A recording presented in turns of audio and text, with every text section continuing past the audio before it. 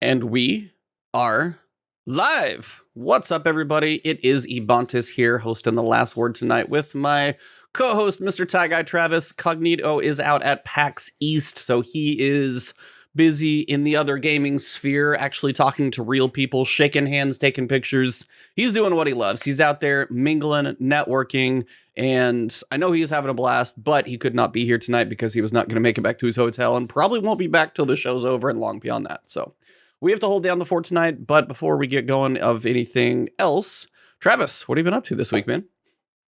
It's been an interesting week. One of my reviews I wrote a couple weeks ago came out on Monday to thunderous applause, and by applause I mean boos. Postal 4, which you can read on IGN.com, and then I am nearing completion of another review for a game that's going to come out early May called Trek to Yomi, which I can't really talk about yet, but I'm deep into that review, so just keeping the content grinding through and trying to play some Destiny when I have time. So that's Trek to Yomi, kind of like a 2D Ghost of Tsushima feel-ish. Is that?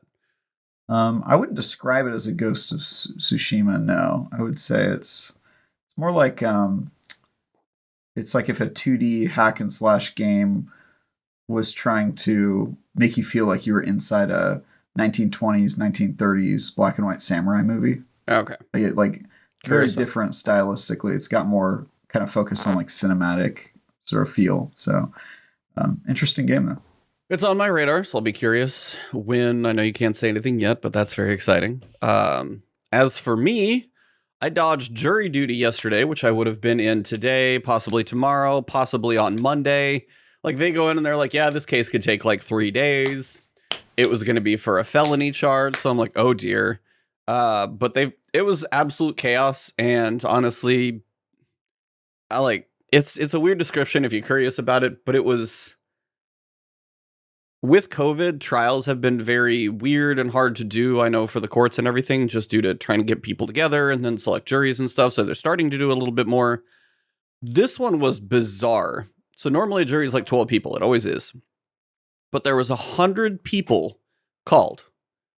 And they had them spread out in this like big room. So it was like, every third seat was a numbered person. And you had a row between. So they were all spread out for COVID and spacing. And then they went through and did this entire process. But the worst part was that process didn't start until 11:30 or 15. And I got there at 8. We sat there for like 3 hours waiting for the judge to show up. Oh, wow. She said she got called to something else. I have no idea what it was. We didn't get any details. By the time we got done, we didn't know who was selected for the jury until 4 o'clock in the afternoon. And I got there at 8. So it takes the process of like going through and doing like the jury selection questions from the prosecutor and the defense. And they're asking questions, but they're asking them to 100 different people. So it's chaos. And then people are in the back of the room. So the court reporter can't hear them. So there's some person trying to walk the mic around this ridiculous row of chairs and everything. And just some of the questions were like, I can tell you guys, it was for aggravated assault with a deadly weapon. That was going to be the charge. In the state where I live, the range of punishment is probation to life for that. That is the range of punishment. So that's probably the one that may have gotten me out. Because they're like, can you, in your right mind, consider the full range of punishment? And I'm just going to leave that question with you guys, because that one got a whole lot of discussion around the room, amongst some other things, but that was the one that got some discussion. Anyway, thankfully, I did not get picked, so I was able to do all of the things that happened today, thank goodness. Outriders got the World Slayer, basically launch preview today, so I know you covered that, I forgot Mike. to mention that. Yeah, it's like you covered that for IGN, I covered it on my channel, so World Slayer is going to be launching on June 30th. Same day as actually Monster Hunter or Sunbreak, which is kind of surprising. But yeah, that one's going to have full expansion, new levels, like Paragon levels, kind of like Diablo for leveling up. Looks like it could be fun. I mean, I enjoyed my time. I know some people had major issues, but hopefully at this point it's less of a technical issue, and hopefully some people have fun. But I think that's all I've got to say. So we've got a nice guest that's waiting for us. But yeah, my jury summons, I'm just so thankful I'm not sitting there today. But before we get into it, let's get this thing started. Welcome to The Last Word, episode number 194. Bungie dropped the mother of all twabs on us earlier today. Outriders is coming back for its encore tour, and Nicolas Cage is in a movie about Nicolas Cage. With a lot to cover, we have a man who is ready to get down to brass tacks and talk all things Destiny. Maybe only Destiny, but we'll also have some jokes about that one. He's a veteran gamer who started with the 8-bit classics, so appreciation for platformers was ingrained early on. Sports here, shooters there. He dabbled in minigames over the years, but then came Destiny, and this man has not looked back. A Titan at heart knows that, like Captain America, sometimes you really do have to punch your way out of the situation. But he really is well versed in all the classes because he does solo guides for each and every one of them all the time. Need a solo a Nightfall on any level, including Grandmaster? This man will get you through it. If you can do something solo in the franchise of Destiny, it's fair to say that he has likely done all of it. I have to tip my hat to him, though. He has enough time to put out solo guides on some of the hardest content, and 7,500 hours in the franchise to prove it, and somehow juggle a life that has 8 kids in it. My mind explodes just thinking about it. I'm not even sure this man sleeps, but when he does, I'm guessing it's an interruption that's not too far away. So let's welcome a man with so little left to do in Destiny, he debates on starting a new account just about every season, who became unshackled from his previous clan, which is fitting because he plays all the content solo anyway, and overall just an ultra nice guy, the one, the only, LiveMondo. How are you doing tonight, sir? I am very good, thank you very much. That was quite cool. I enjoyed that. Well, happy to have you here. I know I've kind of Happy chatted with here. you off and on Twitter and YouTube and stuff over the years, and somebody in the comments is like, did he just say 8 kids? Yeah, so I don't have any. I have 2 dogs. I don't know how you have 7,500 hours in this franchise, which is more than I've got, probably between either piece of the game. Managed to record guides and put out content, and you've got 8. You've got to tell me how you juggle all of that, because alone 8 kids, I don't know how you sleep ever. So you got to tell me how this balance works. I'm secretly an octopus. I have 8 hands. Oh, your wife must like that. She does. It means I can do Is the that a dishes, sex the washing. I can do the dishes, the washing, and change the kids at the same time. No, I play during a time where the kids are down and sleep and stuff. And I mean, you've got to remember Destiny's been out since 2014, and my 3 youngest were all born after that. Oh. So I started off with, had plenty of time to play. I still have a decent amount of time to play now. I've got a very supportive partner who allows me to do this, and is, in fact, my full setup in front of me. She actually bought me. She's the one that kitted all this out. I didn't do any of it myself. Oh, wow. Nice. Very supportive. But, yeah, I don't know. It doesn't take me as long as people think to do all of this. So it's not like I'm sitting, for some of it I am, but other ones, I'm not sitting here for hours and hours and hours trying to get the run. It's just like, oh, let me get a quick Grandmaster real quick. All right, let me make some breakfast for the kids. We're good. Just knock it out. No big deal. No, the glassway was definitely not like that, because you have 3 attempts at the glassway, it's 4 hours. 3 attempts is 4 hours, because it's about an hour and 20, an hour and 25 minutes per run. And the Monday night, I'd done 3 runs and got to the same wyvern. And the same wyvern was like, I think I recognize you. Did you not learn the last time? Don't come from over there. I'll teleport past all your shots right into your face. And then the next morning, I got it first run. So nice. Yeah, I saw you actually tweeted you got that just like right before reset. So 5 minutes before the servers went down. Whew. Unbelievable. That's I was looking at the I was looking at the time thinking, please give me the time to finish this. This is such a good run. Yeah. Why do you do it? I mean, there's there's a funny answer, but the real answer is, I don't know. I suppose it's like anybody in any walk of life. I don't have this predisposition to put myself through all of this, but it is the question, could I do that? And if I can do it, can I show someone how to do it? Can I make someone's life easier with a guide where I talk through every single little piece of information that got me killed or that I noticed as something to avoid or something to take advantage of? And at the end of the day, if I'm being honest, and you guys as content creators and as writers and reviewers, there's nothing better after you've made a piece of content for someone to say that helped. Yeah. No, that informed my decision, that informed my loadout. I couldn't have done this without the run, or it helped the run. That's why I do it. No, it's a good feeling knowing that you've helped people. What's the joke answer?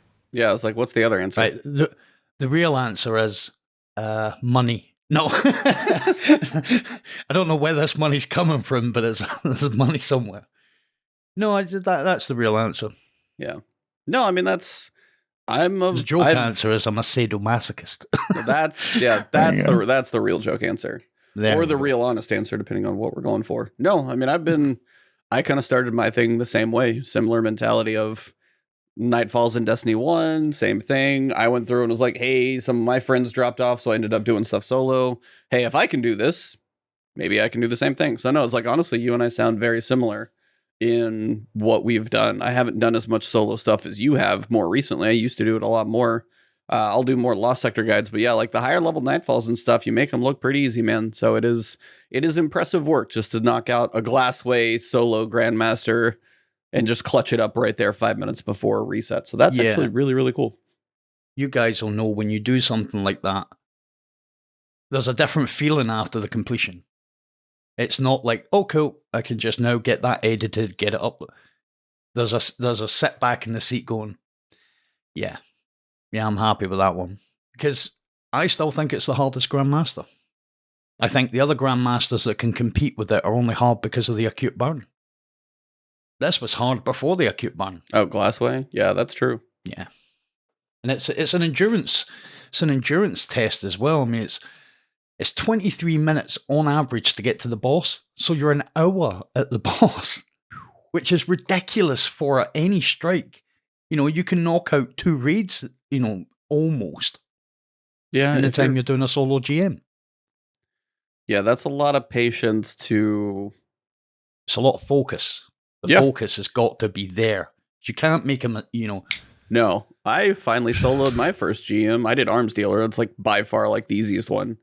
But I mean, I finally soloed my first GM probably before reset as well. Actually, I think it was Monday when I did mine.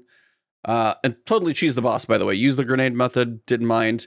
But I mean, yeah, it is one of those things. You'll get to a point where it's like you'd start out and if you just sneeze the wrong way, it's 4 bullets from the Barrier Colossus, or look the wrong direction for a rocket. There's very, very little margin for error. It is patience to learn and practice to know where you have a little bit of give and take. Yep, it is experience to know where to go. You don't get that without... You can't make an omelet without breaking some eggs. And then once you go in on it, I guess my question about why you do it is more that, like, at least with solo Grandmasters, like, nobody has to do those. No. In fact, I would argue that there's probably an extremely, extremely small pool of people who even want to try to beat a Grandmaster Nightfall solo. You know what I mean? So, like, if you're not getting special rewards for it, and there's not a lot of people out there trying to do it, what drives you guys to want to do that completely optional kind of hurdle of doing something solo? Because I feel like I've got whatever it is that can work that out. Right? Well, other people can decide what that trait is, but I feel like whatever it is, I'm pretty good at working stuff like that out. And I think if you see someone do it and you watch a guide like that, it can inform you on what you would do different, and it can help teams get it done. And it's not so much a solo guide for solo players. It's a guide on how the encounter works and what's different in a Grandmaster and where's the best place to be and where you're safe to attack from. And if you see one person doing it, a team can take advantage of that. So what I get from it is really the knowledge that I could be helping people get through that. Yeah. You know, that's why I started YouTube. I didn't start it to become, you know, people recognize me or know my name or stuff. I was talked into doing it because for the whole of D1, that's what I was doing. I was soloing all the Nightfall, soloing raids. You know, my buddies were like, you know, you should start making guides because you simplify everything for people. And that's where it started. I didn't even watch YouTube until D2. I'd never seen a YouTube video before I actually started making YouTube videos. Well, very nice. It's like, honestly, yeah, it's like we kind of feel some similarities in there. Shout out real quick to Gaming Forte with the $5 super chat. Bungie put a tombstone on the grave of my deer hunter. I didn't crutch stompies, but this will hurt most people. Not feeling the Arbalest nerf at all. We'll get to that, and believe me, the Arbalest nerf doesn't feel great to me either. I guess it is a bit of a multi-tool. They had to take one of them away, but yeah, not a big fan of it. Anyway, anything else you want to ask, Travis, or we have a giant twab to cover, perhaps? I say let's jump into that twab, man. There's enough meat on the bone for a 4-hour show. Yeah. So we got, as I said in the intro, the mother of all twabs, and a lot of this is from the Sandbox designer, Chris Proctor. He was the one who put most of this together, and the main pieces they go over, they had a handful of goals that they wanted to cover from the team. They made a lot of changes to get into the air. Glaives, those are actually getting a little bit of a rework. I'm not sure they're going to be the ultimate be-all, end-all, but again, they are getting some love. Flinch, airborne accuracy, those are huge, huge chunks. I'm not going to go into all of the nuances of every single number, but there is some noticeable things to call out, especially that hunter nerf as well is like one of them that people are going to be, you know, losing their mind over on Twitter for a little while. Oh, yeah. One-hit kills, crucible, special ammo. They've got some interesting numbers and graphs where they can actually show you the data, which is cool. And then just general stuff for like exotics, weapons, and a lot of other stuff. So the biggest thing that they talk about is the main pieces are the goals. And some of the goals, just if they're going to go over some of the high level pieces, are they want to introduce levels to tune how levers to tune how players build for airborne gunplay. So they want to make people, if they want to play into a being airborne advantage, that you're going to have to lean into that a little more, that it's going to take a little more of your build to lean into that as opposed to just kind of getting it with, say, one mod on a gun. They want to have players have an ability to mitigate flinch. So flinch is one of those things a lot of people have had issues with. People are going to be able to invest in flinch resistance, and depending on the type of weapon, depending on the subclass, depending on all of the different pieces, you can lean very far into that if that's your thing. They want to reduce the number of one-hit kills in PvP. Special weapon, they want to have the primary gunplay still shine a little bit more, really get into like one-on-one gunplay fights as opposed to just the one-off bam, snipers, shotguns, fusions. All of those things they still see as quite high.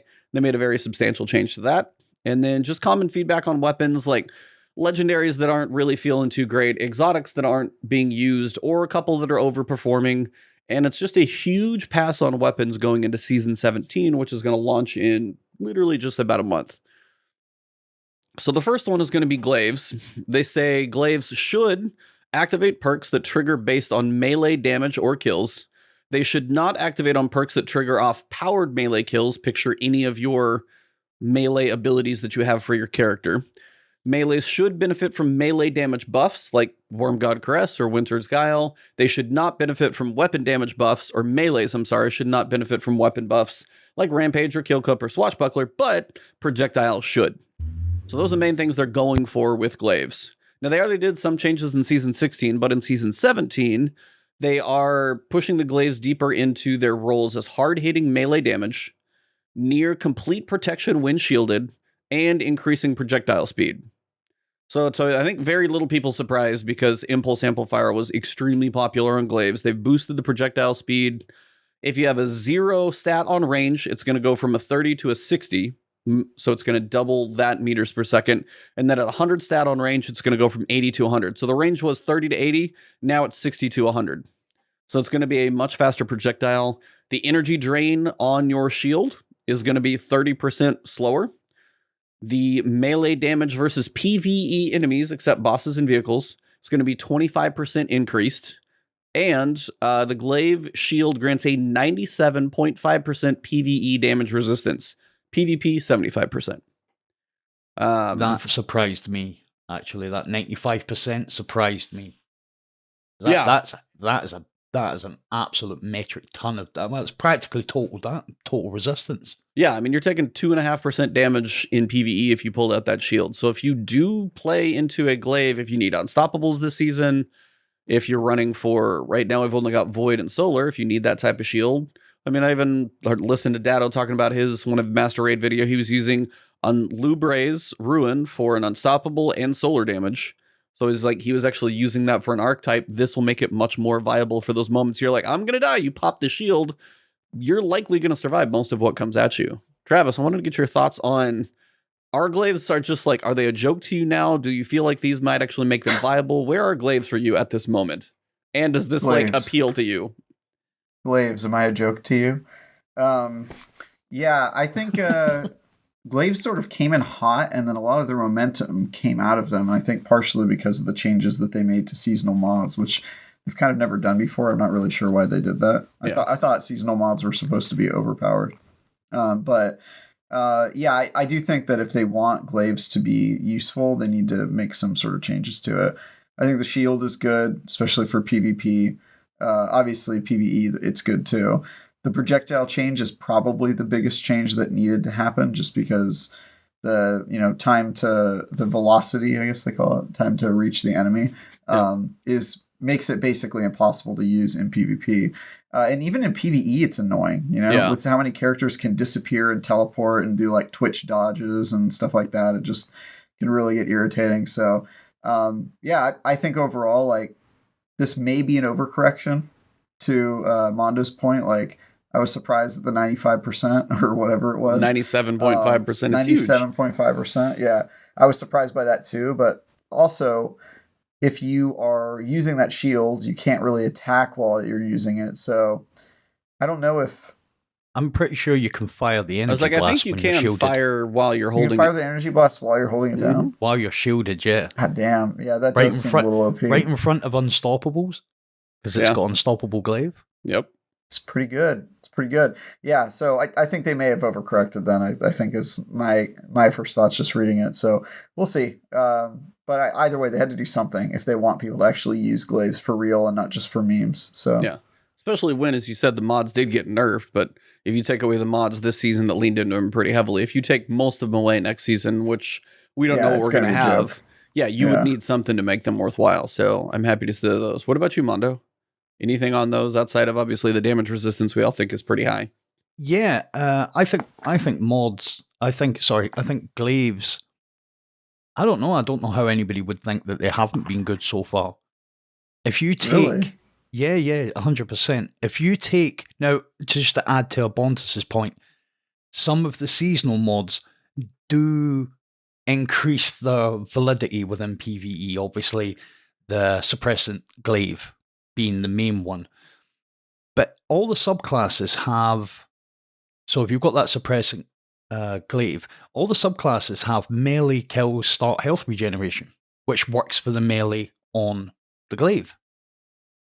So if you just go through a whole heap of enemies, you come out of there generating your health, and the speed that you can melee from as well. I'm glad that the velocity of the energy blast has been changed, because you really have to lead an enemy with that shot. They've got to run into the shot, especially because, as you've already alluded to, they'll move. I mean, there's very little enemies that stand there waving from 30 meters. Hey, they're all on the bike. They're all gone. The biggest change, and I know you haven't covered it yet, and I'm pretty sure you're going to come to it next because it's right below it. The exotics? Yeah, we'll get the exotics. Yeah. That's going to be big. So yeah, the exotics have all been buffed. To no surprise, they've been a joke to a lot of people, because to take an exotic slot, your one exotic slot, it's got to be potent. And in my mind, I'm still not entirely sure some of these are going to do it for some people, because to overpower things like Arbalist for its functionality, or Galhorn, or many other things that we're actually going to talk about that got powerful, I'll still be curious if these like jump into people's loadouts for more than a meme. But still, Titan Glaive will now gain Void Overshield while inside the bubble, and Helm of Sate 14 will also apply to the bubble as it does for Ward of Dawn. So it's smaller, but you're going to get most of the effects of the actual bubble, the Overshield. So being inside the bubble is much less of a joke. The Warlock Glaive, I think, is the one we've got to see the most in action because it increases the speed and acceleration of the healing turret projectiles. I mean, if it's like firing them out rapid fire, that'd be cool, but I don't know if they're going to quite take it to that level.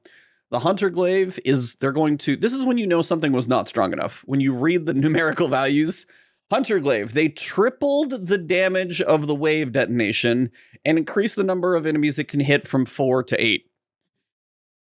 So yeah, the Hunter Glaive was not good. And definitely not worth your time, but the fact that they tripled the damage, that's really substantial. And then also the number of chained enemies doubled. So yeah, the Hunter Glaive got a lot of love. I still don't know if one attack is worth your exotic slot. I'll have to see, but what do you guys think? Triple damage could be good. I mean, that could be like a super grenade. I think the main thing here is how much more quickly the special abilities charge. To me, that was the big problem with these weapons, is that the juice wasn't worth the squeeze when it came to, you used to kill, I think it was like 8 things before you got to. It was like 6 and now it's down to 4, I think, as if that's the way that works. 6 down to 4. Yeah, so I think that is huge. But yeah, with all the other changes, especially the ones they made to the Titan one, which is the one I was trying to use, making it work with Saint 14, making it actually give you an overshield, so it's not like you're just sitting in it for fun. I think those are both very big changes, so I'm happy with it. We'll see if it's good though. Yeah, the Titan Glaive, you've used that, Travis, right? Yeah. So am I correct in saying that when you fire down the bubble, it can't be destroyed? I think it can be destroyed by damage. I'm pretty sure, and you've used it more than I have, because the Titan one's the one I haven't used. That was the last one I got, so I haven't tested that one. I'm pretty sure the thing about it is it lasted 30 seconds regardless of damage. Now that you mention it, I don't know if I've ever seen it get destroyed, but I also was just like kind of playing around with it in random activities. Yeah. And I was just like, God, you have to kill a lot of things to even get this to trigger, and then it doesn't give you any sort of benefit from inside it. And I was just like, I'm just going to take this off. So that would be that would be interesting to experiment with. Like, I don't know if it's based off of your resilience, the way the actual Ward of Dawn is. I've never experimented with that much. I did get that one. Like, that was my first one, obviously, because I played on my Titan the most. But if it's got the potential to last for a very long time, in certain encounters, it could be huge. Because you could do a bubble and you could do... That could be massive. That could be big. And getting the replenishable overshield and the blinding effect. I mean, you could literally put that over an ad spawn door and just be like, we don't have to worry about those. Yeah. Anything that comes out of there is all of a sudden... I see the light. The Warlock Glaive, that is very interesting because I did play with that. If you put that healing turret down, now you guys have done the memory missions for Sabathan. Mm-hmm. Yep. Well, there's one where you go in and there's like a massive wizard you've got to take out. It's like the memory protector. I can't remember what they're actually called. And I put one of them down and stood in front of her, and that healing turret was healing me faster than she could damage me. And they've increased it. And it lasts a lot longer than you would think it does. I think that lasts for about 15, 20 seconds. Nice. Yeah, again, that's kind of the debate that I think I'll be curious to see is having that the Hunter Glaive, yeah, exactly. Like, the fact that they gave it triple damage is, the numbers tell alone. But it's like, again, will you want to use an exotic glaive? Is the functionality enough to beat out other things? And that's just, I think, what we're going to have to see. If it's barrier and overload, probably not. If it's unstoppable involved, it might give you a little more incentive to experiment depending on what you're facing, what your class is. If you're in a GM, it could end up being very similar to the way people use Divinity. Someone have a Void Glaive on. Kill those 4 enemies, and now we put a bubble up, and everybody gets a replenishable overshield, and just charge your shot back up. Now, it does say to avoid overshield while inside the bubble. That may be one of those that when you pop out, it's gone. So that may be where they kind of balance that out. But the Helm of Saint 14 gives you an overshield when you go inside that. If it works the way Helm of Saint 14 does, it gives you and your teammates an overshield to bring out of the bubble. Okay. And every time you go back in, it replenishes it. So maybe it really leans into, like, if you're going to go that way, you want to run that exotic as well. If that's the case, then... They needed to do it. Yeah. They were so underwhelming. They needed to increase them somehow. Yeah. So yeah, glaives getting some love, both in damage resistance, projectile speed, pretty much lots of things that everybody was asking for, and the exotics get a buff. So we will have to see how they feel, but definitely feels like it will be worth the test for sure.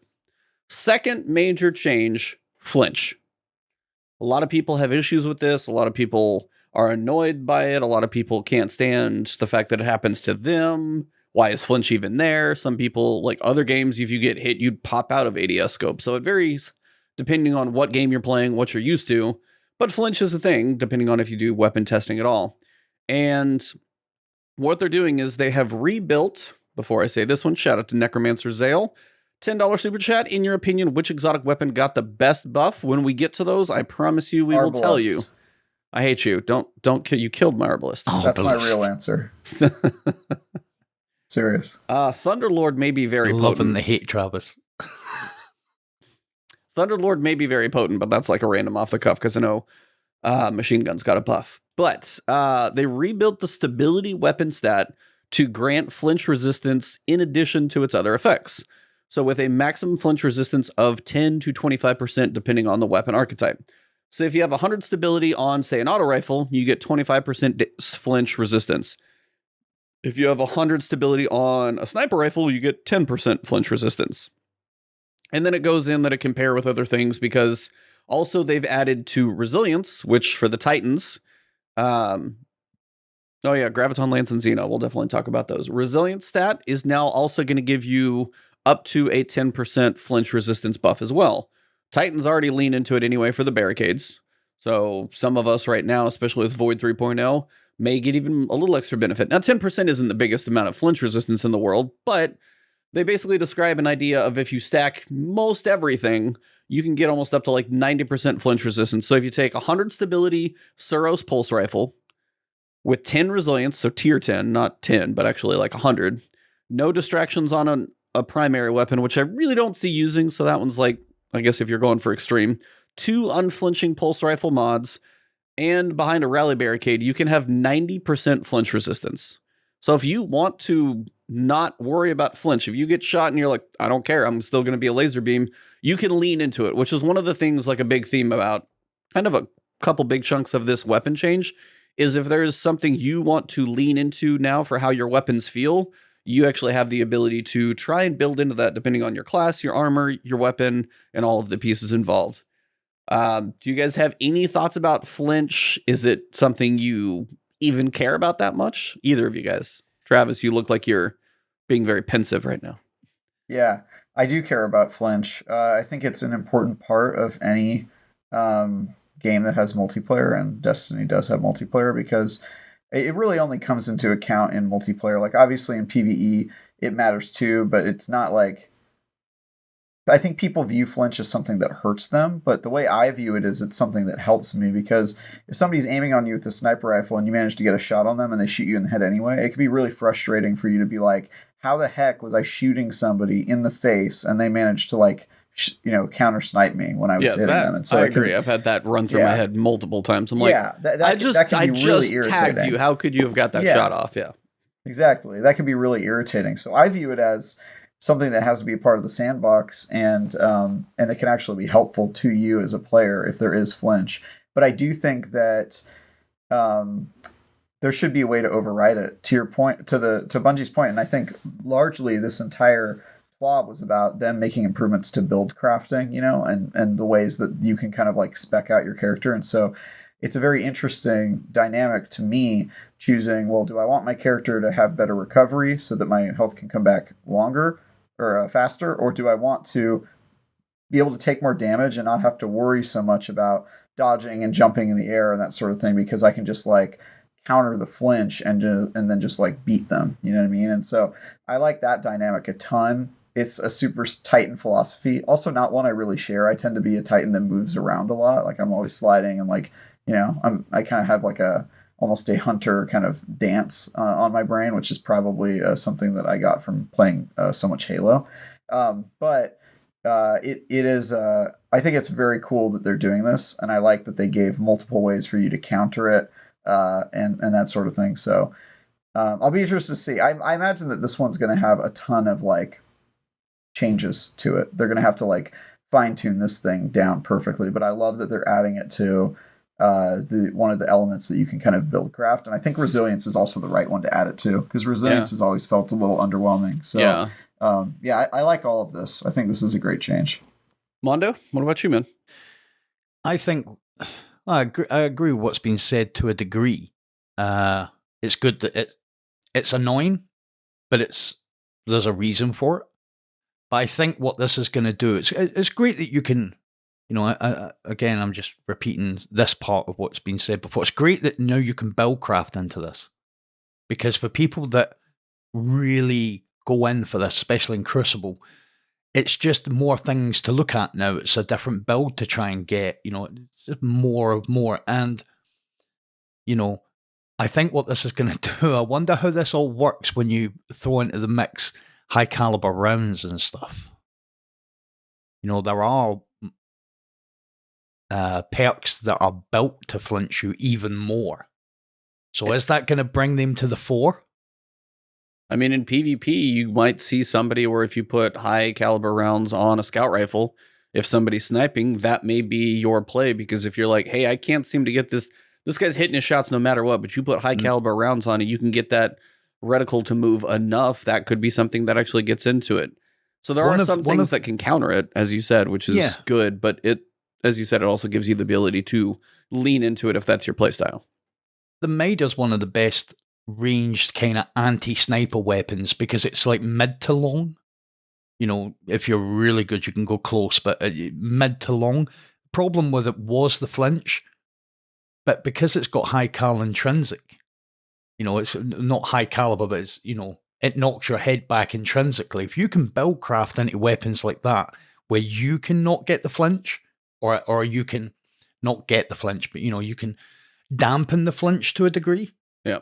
It is going to bring different weapons into the sandbox that maybe people don't see at this moment in time with this information. I think that might be a separate stat based on what I was reading in the TWAB, because I think they're trying to make a distinction between flinch, which is when you're getting shot, versus recoil, which is when you're shooting. And I think what you're describing is recoil. No, the Maida's recoil is recoil. But if you get shot while aiming the Maida, you're practically bird watching straight away. The sight goes all over the place. That was the issue with the Maida. If you can build craft into this with the intrinsic perks that it actually has, that's what I'm saying. It's going to bring a lot of... This is very interesting for the stuff that's not on the page. The stuff that it suggests that could happen. Yeah. Nope, that makes sense. Yeah, I think it's awesome. We'll see. So yeah, I will be very curious to see if anybody makes like, hey, crazy flinch build and actually shows... the weapon testers out there are going to do the crazy stuff. They're going to go into private lobbies. They're going to be like, this is your flinch before. This is your flinch. This is you before this. This is you after. Like, sounds like a terrible commercial or something, but... I'll be waiting for your video up on this. Yeah, this is your brain on drugs. No, but it is... That is one of those things. They're going to do the test and then reveal that the flinch stat actually does nothing. Does not affect your... Yeah, that'll be what it is. I mean, I feel like that's what happens like half the time they do the test. Yeah, they very well could show that as well. The little reticle just looks like it's the same. I guess good to know. So the next big chunk, and this is probably one of the biggest with regards to numbers that I'm not going to go as deep into, but I got to give you a bit of an idea, is Airborne Effectiveness. Before getting into build crafting, we made a fundamental change to the modifiers applied while airborne. Your primary weapons will have less randomness in projectile accuracy in most cases. You have an accuracy cone, somewhere in that cone, your bullet's bound to go. You'll have less aim assist instead. So if you're in the air, you're going to have less aim assist, less, magnetism towards the head, which even could still be the wrong term. But on the other side, you're going to have less randomness. So it's going to make you basically have to aim, is the biggest thing. If you're airborne, you are going to have to manage your aiming. The game is going to give you the least amount of help in a lot of cases. And they've got levels of stats. Now, this is a new stat that's going to be on weapons. During Season 17, it's going to be hidden from the game screen. But in Season 18, they do mention several previously hidden stats, which I'm assuming this new one called Airborne Effectiveness. You've got aim assist, recoil direction. There's probably one more that I'm missing. Those that you will go look in the API and see on sites like D2 Gunsmith and other places. Those are actually look like they're going to be on the weapon screen now, which is good because with so much information that we get in here, if you hide all of this stuff from a player, it's just a new player is going to be already lost anyway. You don't need to hide it. Then we need more information for the player to be able to see. So this is a good thing. But you've got basically different levels of this airborne stat. They say with no investment, 0 to 30, a character will have a small accuracy penalty, but will have significantly lower aim assist. 31 to 50, around the same in-air accuracy as they would with Icarus, but with still noticeably lower aim assist. So you've got to make the shots, but if you're accurate, you're accurate. With substantial investment, 51 to 70, a character will have better accuracy than normal weapons with Icarus. With few misses due to randomness, but still reduced aim assist. 71 to 99, they will have no airborne accuracy penalty with very slightly less aim assist. And then if you get to full 100 aim assist or airborne stat, you will have no airborne accuracy penalty, and you will have the same assist as you would standing on the ground. So if you lean into it heavily, really heavily, you can basically be just as effective if you are good as you are on the ground. So that being said, the stat has been hand-tuned for all exotic weapons, everything that shipped in Season 16 and will be coming in 17, and everything that shipped, that's ever shipped as trials or Nightfall loot. Older legendaries, because they can't get to them all, kind of have random, or not random, they have set archetype values that are just general per archetype class. They go into a lot more detail on a lot of this stuff with regards to aim assist cones and penalties for special weapons. They basically say are going to be much less viable airborne. That's one of the main things they state is primary weapons are one thing they're trying to get us to lean into, and you're not going to have as much of a penalty. Special weapons, much harder to manage if you are airborne, for example. So basically, you'll notice you've got accuracy cone penalties, and then you've also got your aim assist and all that stuff. It gets into a lot of the nuance, but most weapons are going to have like a base stat value for legendary weapons, like hand cannons, somewhere between 0 and 25. Sidearms, 0 to 30. Some like snipers, 0 to 5. Shotguns, 0 to 5. Fusions, 0 to 10. Breech loaders, 0 to 5. So if you go airborne, these base stat values for especially a lot of the special weapons are going to be very low. Scout rifles, if you're airborne, a little bit lower, that's 0 to 20. Submachine guns, 0 to 30. So you can kind of get the feel of what's going to help you and what's not going to. There are some legendary weapons that are going to have like higher tiers of legendary weapons like Trials, Raids, Nightfall, will typically fall in the upper echelon, some exotics as well. Sweet Business, 27. Sunshot, 27. Rat King, 30. Huckleberry, 33. Traveler's Chosen, 35. Skyburner's Oath, literally built to float in the air, 35. Chaperone, 1. If you want to hit your shot with Chaperone in the air, you're definitely going to have to make sure you're the one doing it. Ace of Spades, 14. They say it's plenty strong. It doesn't need any extra help. Thunderlord, 26. Random stuff like that. So, I mean, you can go through and look through all these numbers. Subclasses still will give some benefits to the airborne effectiveness stat. Heat Rises is going to give you plus 70. So if you're running Heat Rises, you are nearly going to be like you're standing on the ground, because that's going to cover most of the downfall that you're going to have. So Warlocks, if you're playing the Heat Rises build, you're still probably going to be feeling pretty comfortable up there. Tempered Metal, I don't even remember who that's specifically for. I keep reading it. And the Whisper of Hedron Stasis Fragment is plus 20 after freezing a target. The Tempered Metal one is plus 20 after getting a solar weapon kill. So there's a couple subclass abilities that will help you be more effective airborne. Now, there's a lot of exotic armor that is going to benefit you for being airborne, but there's one that will hurt you when you are airborne, and this is the giant issue on Twitter, and it is Stompies. Stompies is going to give you a minus 50 to your airborne effectiveness stat for all weapon types. So whether it's you have an applaud button. Hey, round of applause. I mean, Cool Guy's been talking about it. If you listen to him on some of his stuff, I know he's been saying it's coming for a while. A lot of people have, and they get to the point with Stompies because if you look at the exotic usage, they actually had a graph for it. Stompies are used by about 40-45% of hunters in PvP. If Bungie doesn't like anything to have that much use, and if they're going to give you the mobility, now they're saying you're going to be less accurate in the air. If you want to be airborne, you might have to figure out another way to manage it. Things like Oath Keepers help for bows. Mechanier Strict Sleeves is 50 to sidearms. Ophidian Aspect is just 10 for all, which is weird because it's also used about as much. So that's an interesting one.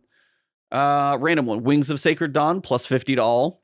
So again, Warlocks can basically Warlocks with Wings of Sacred Dawn and then Heat Rises, you're good to go. You're going to be floating Sniper Gods. I don't think that's going to change. But the Hunters with the minus 50 on Stompies, they're going to feel it. But that's the one every Hunter is jumping and shooting you from above in the air. And apparently that was something they wanted to crap on. So that was one of the biggest things that I saw for Twitter, especially. A lot of the exotics will get, like Foe Tracer, plus 20 to everything. Hallowfire Heart for Titans, plus 20 to everything. Lion Rampants, hip fire only, which is kind of weird, but interesting. Yeah. Peregrine Greaves, already airborne with the shoulder charges, 20 to everything. Astrocyte Verse, 30. I Have Another World, 15. So you'd have to look through and see which exotic, and this is another thing. Like, if this is not told to you in-game, it needs to be. Because if you pull it back to you in War Rig and you're like, cool, but if you jump in the air, now your auto rifle's a little better because you're wearing this exotic, it needs to tell us somewhere in game. So I do hope they start commuting more of this in-game knowledge. Anything that you guys see in here, or do you have any thoughts about the Stompies? Are you happy since we're all Titans? Yeah, I mean,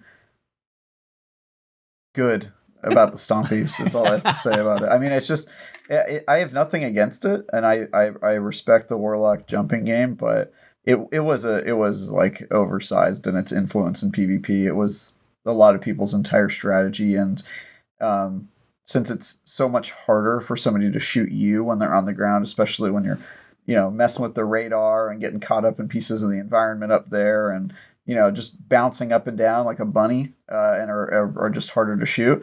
It should be harder for you to shoot back. Like it just should. I don't know how else to put it. So this patch makes sense to me. This is another one where I assume that they're going to have to pull it back a little bit. I don't think it's going to go. It feels really, because there's no other exotic that's a negative at all, and it's a negative 50. It's like, they're just like, we just want to crap on Stompies and see what else you guys use for a little while. This is one of those, as you said, this is a standout nail. We're going to smash it through the board. We're going to see what else you guys use, then maybe bring it back up a little bit. I agree with that. That feels like a heavy hit to see what else gets used and then see how it feels from there. Some people are saying, though, it does take away the identity of this is your airborne mobility exotic. Like, literally, Lion Rampant is similar, kind of, but you don't use it in PvP the same way. It's not used in PvP the same way. It also, Titans are extremely easy to hit when they're in the air. I would say the same is true of Warlocks. Hunters, just the way that their jump moves, it's the best PvP jump because it bounces. It makes it harder for you to hit. You're constantly moving even in the jump. You're constantly moving and changing directions and all that stuff. And if you can fire at an enemy with like aim assist and stability on your gun, and they're having to like constantly, it just makes it really, really hard to counter in a lot of situations. So I just think, the stats kind of say it all, right? Like, it's being used by so many hunters in PvP, and I think there's a reason for it. And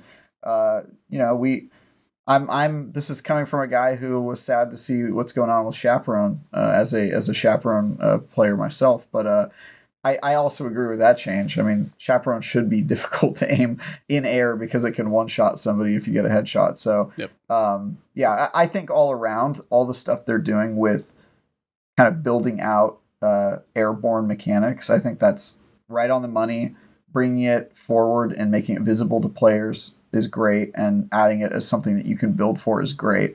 But I think if you create a path for people to make airborne builds, that gives Stompies even more power, because it means that you can build even more into that and make yourself just like a bouncing god. And I think Stompies had to go for this to happen. So I mean, I know it's going to sound like I'm just being a Titan shill, but like, good. Stompies needed to go, man. It just needed to go. Yeah, I mean, that's one of those things about the charts. You see him. I mean, right now, Loreley Splendor is one of the Titan ones that's very busy, like very high in use right now. And even DMG said that one's like, that's getting ready to get nailed too. So we know that one's coming. Warlock Ophidian Aspect, though, that one's got about 35% usage. That is a very popular one. And that didn't get hit nearly as hard because that's a plus $10. It's not major, but it's also not negative, even though a lot of people are using it. It's not the same in mobility. It's not airborne built, but it is, kind of, there's high usage exotics that are not going to get hit quite as much, it seems. So I, as you said, I think you're right that it probably won't be as bad, but they probably do want to see what do hunters do if we knock this thing into the ground. That's one of their ways to do it. Sometimes they nerf or buff something so much they want to see what the shift in the meta is. What do you think, Mondo? You got any thoughts on any exciting or terrifying moments here? Well, if we talk about the Stompy thing versus the Titan helmet, just that was right off the bat, and even the Ophidian aspects. The Ophidian aspects add, they increase something for the Warlock. The Stompies change something for the Warlock, because years ago I watched a video with Miss 5000 Watts where before Icarus was a thing in the game, and because it wasn't to start with.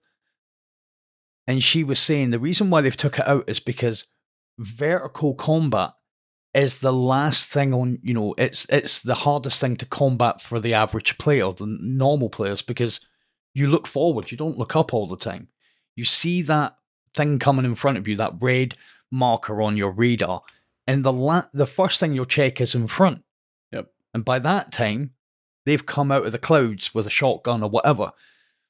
I think the reason why Ophidian aspects add, obviously they grant a couple of things for the Warlock, but Stompies have been around forever, and they if you can use them, if you're good with them, and they've been around for that long that most hunters that use them, they're used to using them. Yeah. They can come out so far out of the sky. There's been plenty of times I've went, there's a guy around here somewhere, where is he? And then I've died, and this guy is still being 5 meters above me, when I've died. So, but again, like I said for the last change, they spoke about the improved air assault perk. I mean, perks are going to come into this as well. It's all about what they're basically doing is, and I think we're all aware of this, the shift in the sandbox is not just to, clarify what all these things are going to do, because there were some of the exotics that increased stuff that I didn't realize did increase stuff. Yeah. Full Tracer. I didn't know that. That was completely out of left field for me. But it's just about changing the sandbox in subtle ways, like making people have to build towards a certain, they want to keep playing the way they want to play, they've got to now build a different way.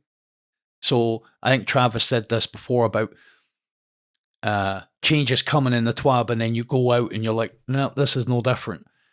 All of this needs to be seen to be, we have to experience this to see how big a change these things are actually going to be and what's going to replace them. That air assault filled me with a little bit of dread when I seen that they reworked it. We'll see what that does as well. Yeah. I mean, it makes sense. This is the time to add that back. Yep. Now that they're building it out, because before I think the problem with it was what was actually happening when you were airborne was like a black box. And now that they're bringing it to light, I mean, it makes sense. They need to expand that sandbox. And isn't season 17 where we're supposed to get new Crucible maps? We get one new Crucible map next season, and then supposedly season 1. And then season 18 is supposed to be Are we not supposed to get Destiny, two I thought it was the other way.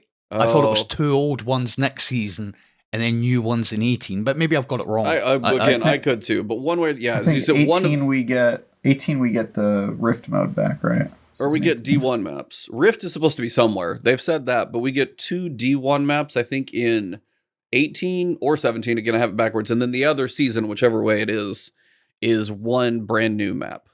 So. Exactly. Whatever way they're bringing it in, I think this has got a massive eye on whatever they're going to be doing with Crucible in 17. Yep. So yeah, they have one example. I have a couple examples if you guys like. For Airborne Effectiveness, if you want to take Frontier's Cry with Precision Hand Cannon bonus, Icarus Grip, and Lucky Pants, you get your Airborne Effectiveness up to 79. With Submission, Icarus Grip, Stompies, and Tempered Metal, you've got 12. So yeah, Stompies is going to make building into Airborne Effectiveness just difficult. And that may be one you might have to try and find every other way to make it effective, or you've just got to learn to aim better. And that's one of those things, if they want to reward the people who are good at aiming, because they said the randomness of the accuracy cone is actually going to be less, but aim assist is also going to be less if you're in the air. Also, like, take Skyburner's Oath and Heat Rises. You're literally capped at 100. So then you can use another exotic. You don't even need the Wings of Sacred Dawn at that point.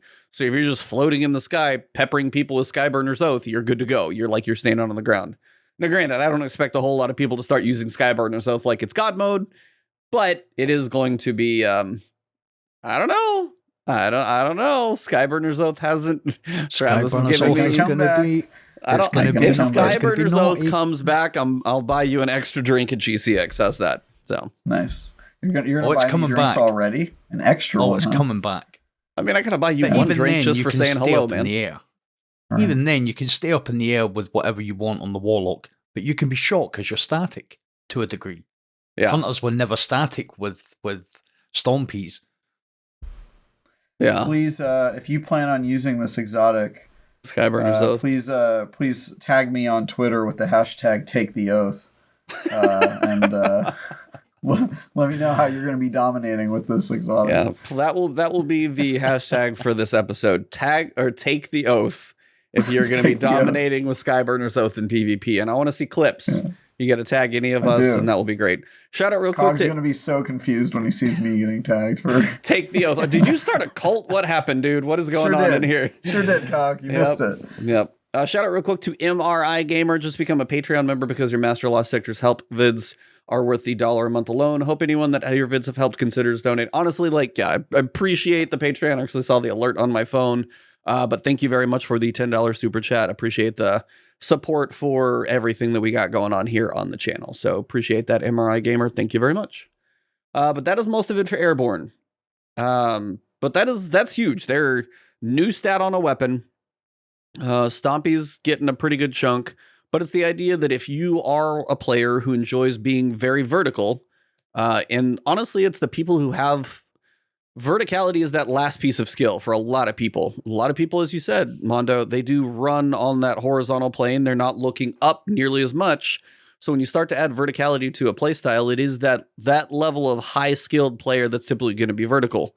And they want 100%. to, yeah, it's like they want to still allow that person to build into that way if they want to. But on the other side, it is going to be something you have to lean into a little bit more. But also, they said, if you're good at aiming, you're still probably going to get rewarded by it if you lean into it. So I'll be curious to see how this plays out. Stompies, as Travis said, it sounds like those are going to be probably a bit reverted later on. But now they probably want to get data about other exotics because that thing's probably just like the big chunk of the bar graph for too long. They want to see what else is out there, which is probably fine. Playlist weapons. Those are pretty much just going to have, it sounds like playlist weapons now have a chance to roll with extra traits in the 3rd and 4th column. And it increases with the number of rank resets during that season. So if you play and live in the Strike playlist, you just I log on, I have time to play Strikes. Well, the more you spend time in Zavala's playlists and you rank him up, you're actually going to have a chance to get some of those weapons that are now going to have 2 perks in those slots. So if it's a season that has a really god tier weapon in a certain playlist, you're going to see people playing it even more to have a chance. Because a lot of those weapons have 200 perks in each slot. They're just ridiculous to try and get a god roll for. It's not that many. It's usually 12, but it's still a lot for statistical chances. They also said they're going to basically have a chance for all playlist weapons from Beyond Late and later will drop with the appropriate origin trait as well. So they're going to get a little update there. So basically, if you love to live in a playlist, if you're one of the few people who main Gambit, you will probably be getting a little more chances at a god roll out of there. There are a few of you, and whoever you are, more power to you. But if it Strikes or Crucible and there's a good weapon that season and you live in that playlist, you're probably going to start to see some drops that get you a lot closer to what you're going for.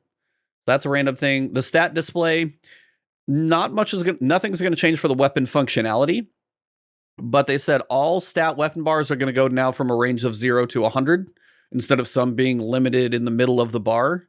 So it's the stat bars are going to look different on weapons, but now everything is going to be universal 0 to 100. Just random change. All right, next big topic. One-hit kills and special ammo. Before I even get into this, for you two, how much are one-hit kills an annoyance? Do you feel they're fair, not fair? Where are you guys at right now on just one-hit kill weapons between snipers, fusions, shotguns, all of those, Ariana's Vow or Le Monarch? And there's something they are going to change, like the Ariana's Vow standing in an empowering rift or Le Monarch doing the same thing. That they're actually going to change and take away. So, I mean, that is probably, I would guess, a good change for most people because those shouldn't be one-tapping But on the other side, mostly just about special weapons getting one taps in general. Where are you guys at just on those? Do you like that they're an option, or do you feel they're too frequent? Where are you guys at on those? I'll let Mondo go first. Thank you. No, I think in the game, I think one-hit kills, any weapon that can one-hit kill should require a build or skill to go into that. But I don't think, and no, when I say that, I don't think just putting down an Empowering Rift and hitting someone with a bow should constitute or should be able to one-hit kill, because it's cheap. I think a sniper with a headshot, no bodies, a headshot should one-hit kill. Yep. I think the chaperone. Once you proc Roadborne, should then have that capability, but I'm unsure how much damage or how much distance you should be able to one-shot with. I certainly don't want to be one-shot by someone using the chaperone while they're looking at another TV. You know, the chaperone almost kills by itself. So I think one-shot kill weapons, as long as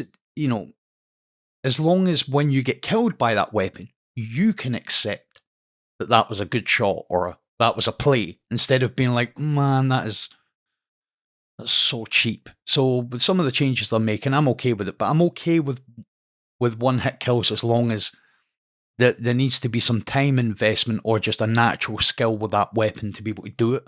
I just think they should be few and far between, because high-skill weapons that can do that shouldn't be able to be used by everybody. And as I say, it should take a lot of skill to do that. Makes the matches just a little bit fairer, I think. Yeah. What about you, Travis? Just in general, I know Chaperone's one of your babies, but I mean snipers, shotguns, fusions, just all of that middle tier in general.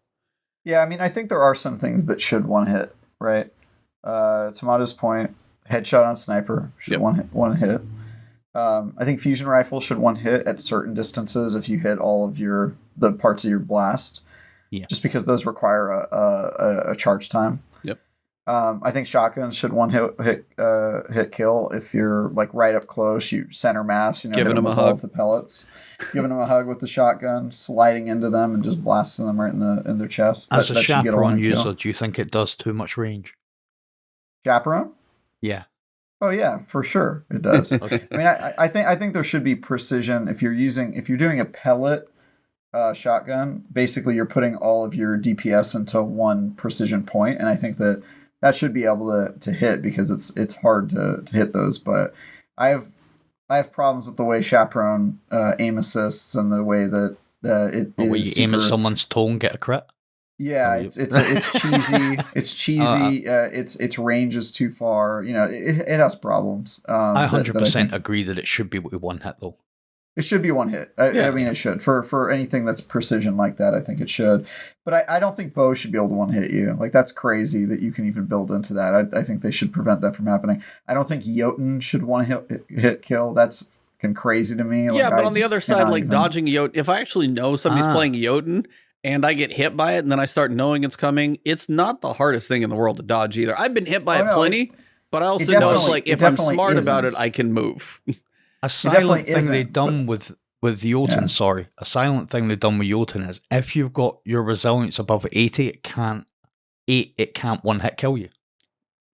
It's good to know. I don't think I have my resilience. I'm an intellect recovery titan. Well, yeah, you'll eventually die. If you move when you get hit, you're fine. If it hits you, you move straight away. My problem with Jotun is that it's a fusion rifle that you can shoot from really far away, and it just allows you to spam it. And if you can get a one-hit kill with something that easily, it's like... It's a weapon that you'll get killed with when you're not looking at the person that's shooting at you. Exactly. It'll just track you when you're in it. It's basically just like a cheesy weapon where a guy will just like skilllessly peek around a corner and shoot at a dude who's not looking at him, and then the guy just gets burnt right away. Yeah. Dude's probably got stompies on as well. No, I'm joking. Yeah, exactly. He's like shooting at you from the sky. So it should definitely burn you down, and they should be able to like finish you off super easily with a primary. But the fact that it just instantly kills you from across the map is like so annoying. It's just so cheesy.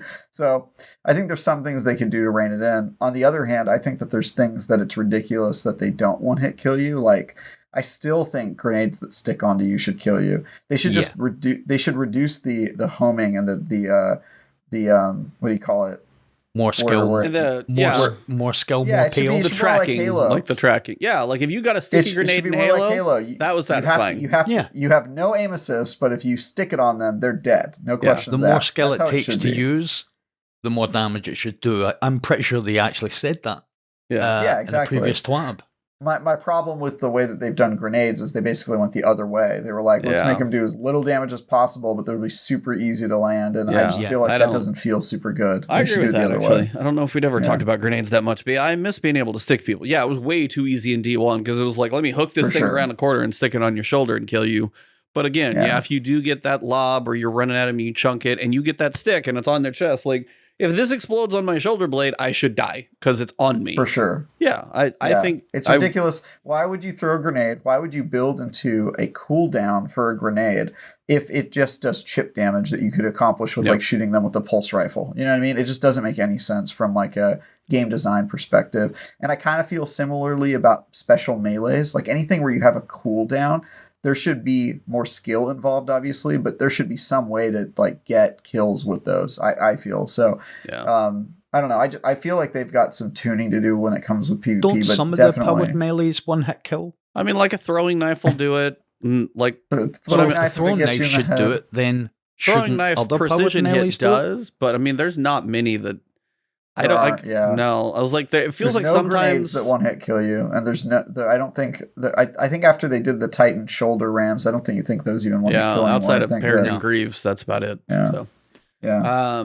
So yeah, they did the change to empowering rift, higher energy fire, inertia override, down from 20% to 15%. Basically, they took the ability away for those one hit cheap kills to go away, which is good. But they also went to special ammo. They've been trying to figure this out for a very long time to figure out what is a good amount of special ammo, trying to lean more into primary ammo gunfights. And they straight up lowered Scavenger, what it was doing before. They still feel like that's not enough. So now they have straight up disabled ammo Scavenger and PvP altogether. No matter how much ammo a player was carrying on death, if you pick up a special brick, you can only get one ammo for a shotgun or sniper. I'm guessing Fusion's the same way. Or one kill's worth of ammo for a weapon that requires more than one shot, like Forerunner, Tracer rifles. So basically, you're going to get one kill's worth of ammo if you pick up a special brick. Scavenger does now nothing in PvP in Season 17.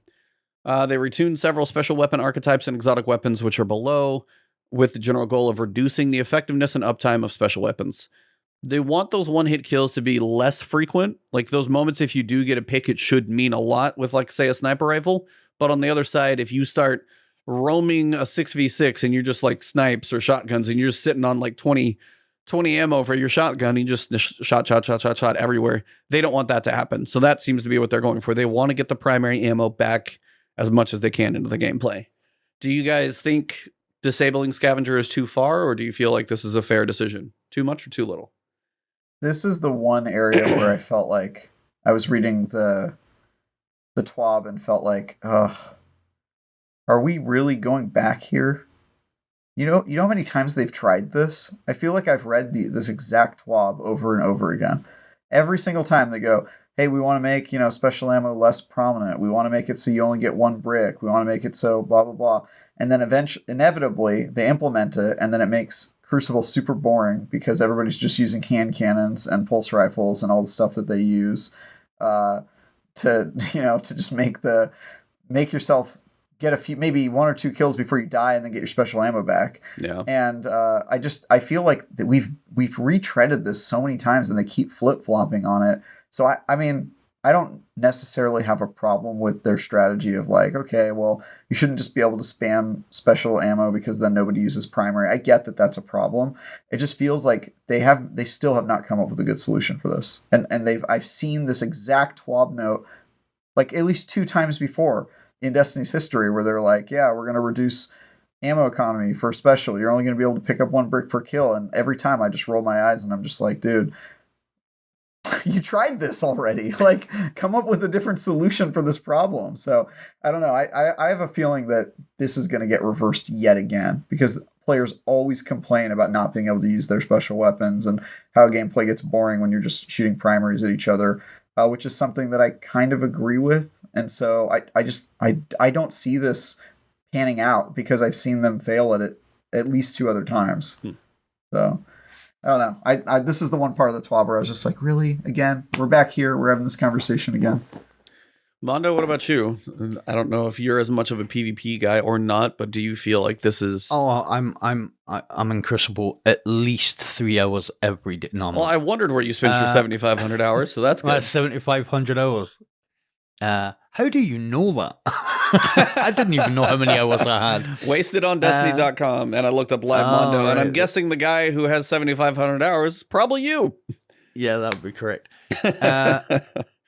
I don't know. I kind of agree with Travis. I've seen this before. I've seen the reducing the special ammo economy, and then you go into Crucible maybe the next week after it's been patched, and some guy's just been running around for 8 minutes with a shotgun and hasn't equipped a primary. So I don't know where they go with this, but every time I read this, I don't know. It's a feeling more than a thought that they're still trying to go back to the double primary heavy thing, because because the Crucible maps that are in Destiny, even the ones they've brought forward, really don't seem that they seem like they've been made with a different meta in mind, and it's like, rather than fix the maps, I don't know. It just always feels to me as if the special ammo thing, you couldn't go back to D1 with it was special ammo box. I don't know what they do about this. I don't know if this is the right thing. I don't know if, this is going to be a bad thing. I really don't have a lot of investment in this, so I'm not like, I'm kind of like, oh, there's another thing they're doing with special. Yeah, we'll see how this one pans out for sure. Exactly. Yeah, I mean, it is at the end. idea. I wonder why they're just on that bit that they've put that. Then they've spoke a ton about snipers. If they're reducing the special ammo, why are they worried about snipers now? I don't know. Well, they do address the fact that the special ammo changes aren't really going to affect snipers anyway. So because snipers can't collect the ammo from the people that kill this time. Because they gave snipers a little bit more snappiness. We'll get to in the archetypes. So they were a little easier to use, but as you typically don't pick up your ammo from across the map, you're usually not going to get a lot more shots about that. Yeah, it's kind of those things. Like it's nice to have the flexibility of a special weapon, because it gives you a different feel of playstyle. Well, yeah, it gives you a different feel of, hold on, I have to get in this gunfight. Every so often is nice to be, turn around that corner, see your radar and know that your shotgun's going to kill. Or if you're on contingency and you're looking way down a lane and you do get a pick, or if you actually do manage to get that charge up, it feels good.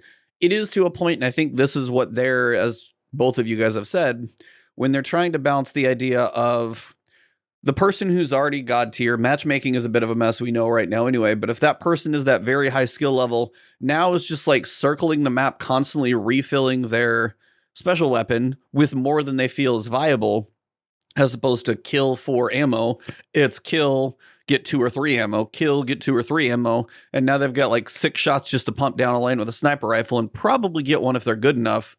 They're really trying to reel in how often that is. I'm with you guys, though. I don't want it to go all the way back to that double primaries, because it does feel nice to have those moments. They're just trying to figure out the balance of how often those moments happen, I think. 100%. So, yeah, it's like, I feel Do you think this might have trials in mind, though? I mean, maybe a little. They already did trials to where if you get revived, your special's gone, which is... Yeah. So that's already kind of been a piece of a thing in there. Like, if you get revived, you're on primary anyway, unless you just get lucky to find some in that round. Yeah, so that was trials also won't really matter, because usually those matches are over pretty quickly. And either the special ammo is spent and everybody's just kind of shooting primaries and using abilities, or it's not spent yet and it's about to, and that's how you get your kills. So it's already kind of not dominant in trials. I don't think there's a way around that, just because you're dying and restarting the round so many times. We do have some interesting graphs when you get to archetypes, though, because the special weapons, in particular shotguns and fusions, are responsible for more one-hit kills than they'd like in PvP. Literally what they say. Shotguns by far, though, It's like 55% of them. And it's been consistent almost, how far do you go back? I mean, this is data for basically January through now. So, I mean, 3 months before Witch Queen, after Witch Queen. There was a little blip of glaives when everybody had to do their bounties, and then that went away. Glaives are basically minimally there. Grenade launchers have their little piece. Linear fusions have a smaller piece. Snipers have, about 18%. Fusion rifles have about 18%. Shotguns have the rest. It is just a massive, massive chunk. So special weapons, they say all special weapons have had their in-air accuracy significantly reduced. So again, they're leaning into that. If you want it, you got to build into it. Special weapons have slightly larger airborne accuracy penalty than primary weapons. Special weapons have smaller airborne aim assist cone. Penalty to other weapons around 50% at a 0 stat, and this penalty can be reduced but not entirely removed by investing in airborne. If you try and use a special weapon while airborne, it is just going to be very difficult. But for sniper rifles, as we just said, they reduce the stow, ready, and aim down sight speeds by 10%. So all snipers are going to feel snappier, and that's mostly because they felt like snapshot had to be mandatory to be useful. So all of them are going to be a little better. Snapshot's going to feel about the same. So if you do have a sniper that doesn't have snapshot, it might feel a little better if you have good perks on it. So don't just get rid of it. If you see one without snapshot, feel a little bit better coming up soon. And now we get to the shotgun details. First, slug and pellet shotguns are still overwhelmingly popular in PvP. So they've reduced the damage fall off start and end by 1 meter. So the damage fall off on both ends has been brought back a meter. And they reduced the aim assist and magnetism fall off start and end by 2 meters. So shorter distances for shotgun kills once again. And also the aim assist probably more for slugs coming back as well. So it's going to reduce the one-hit kill distance of most shotguns by around, they say about a half a meter, somewhere in the realm of probably about a meter, depending on if it's slug or shotguns. Think you guys are going to feel it that much, or do you think you're just going to have to give them a little bit more of a hug? I probably already get closer than I need to with my shotguns, just out of like paranoia. So yeah, I don't particularly mind this change. It does feel cheesy and not good to get killed by a shotgun at far distance, especially when fusion rifle users are supposed to be rewarded for having to charge up their weapons to get kills at that same distance. And so this is something that, like, another problem that they struggled with, I feel like, forever, and they are never getting like the shotgun distance kill rating right, and sometimes they overdo how far you can get a kill with fusions, but they still need to figure it out. Like, there has to be kind of a nice path where shotguns have a sweet spot for getting kills and fusions have a sweet spot, and then everything else far distance has a sweet spot. So the fact that shotguns are so dominant, I think, might have more to do with the game getting faster over the years and movement being faster and things being quicker. And when that happens and it's easier to get close to somebody, why wouldn't you use a shotgun? So I think that that has more to do with it than anything mechanically about the shotguns. And they can't make shotguns like swords, basically, where you have to be like within melee range to actually get a kill. So I don't know what the right answer is here, but I do think that it is probably time for shotguns to get tuned down in terms of the distance at which they could get a one-hit kill. So especially slug throwers, like, I get it takes skill, but it's a little insane that you can get popped from so far away with the. I mean, that's why I've been using it for so long. Yeah, I used it even before it was the meta. I've been using Chaperone for a long time just because I like the feel of it. And, so. Mondo, are you a shotgun guy at all? I changed from sniper to shotgun because I found it kind of more. It was just getting too difficult to challenge, because I think Travis made a brilliant point there that shotguns are being so dominant because movement and abilities, being able to close the gap. A lot faster than you could ever do before. So as someone who enjoyed sniping and reasonable sniper, I felt like I couldn't compete because a shotgunner could just close that distance. Hey, if you can't beat them, I joined them. I started using a shotty. So I would love to snipe, but just same here. That mobility is a big one. That's true.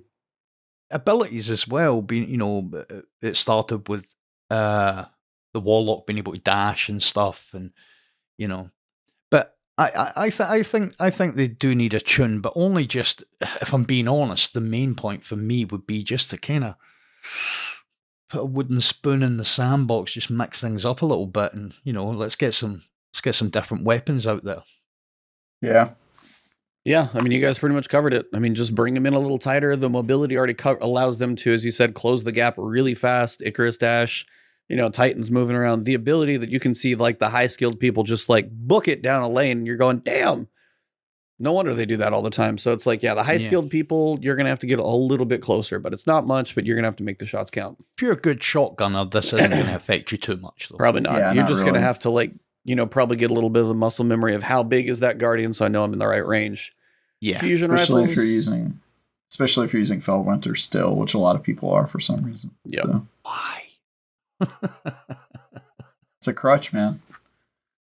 Fusion rifle usage is trending pretty high, in particular in trials. Probably on account of Zur selling a couple god rolls here and there, and amongst other things. Bringing shotguns down a little bit, it seems like it would make them too good of an option. They also feel like changes. They don't want to see 20+ meter fusion rifle one-hit kills. So most of this looks like it's going to bring fusion rifles back basically a couple of meters, 1 to 2 meters on most of this stuff. Recoil scaler a little bit, but the damage fall off distance is going to be a little bit more or a little bit less. Reduced damage fall off near distance is going to be a little bit less. So it's just they're going to be effective a little closer. So when people, damage testing people like Fallout and stuff, they'll be like, yeah, I think I can get one like 21 meters. It might be like 19 meters now. It's still, if you plan it right, should be able to out hit a shotgun, but it's definitely one of those where you're not going to be able to get quite as far. They had their Aerontil broke fusions for a while, then Main Ingredient did it, and then now they're trying to reel them back. And as you said, Travis, they're trying to basically find their sweet spots. It is hilarious to look at this graph, though, because you can see Main Ingredient had a big bubble for a while because it was sold by Zur. Null Composure had a pretty good while there because a decent chunk for a while because it was the pursuit weapon. A lot of people had it. Then you can literally see Witch Queen launched, Likely Suspect kind of got a big bubble, and then Snorri got a decent bubble. Main Ingredient was sold by Zur.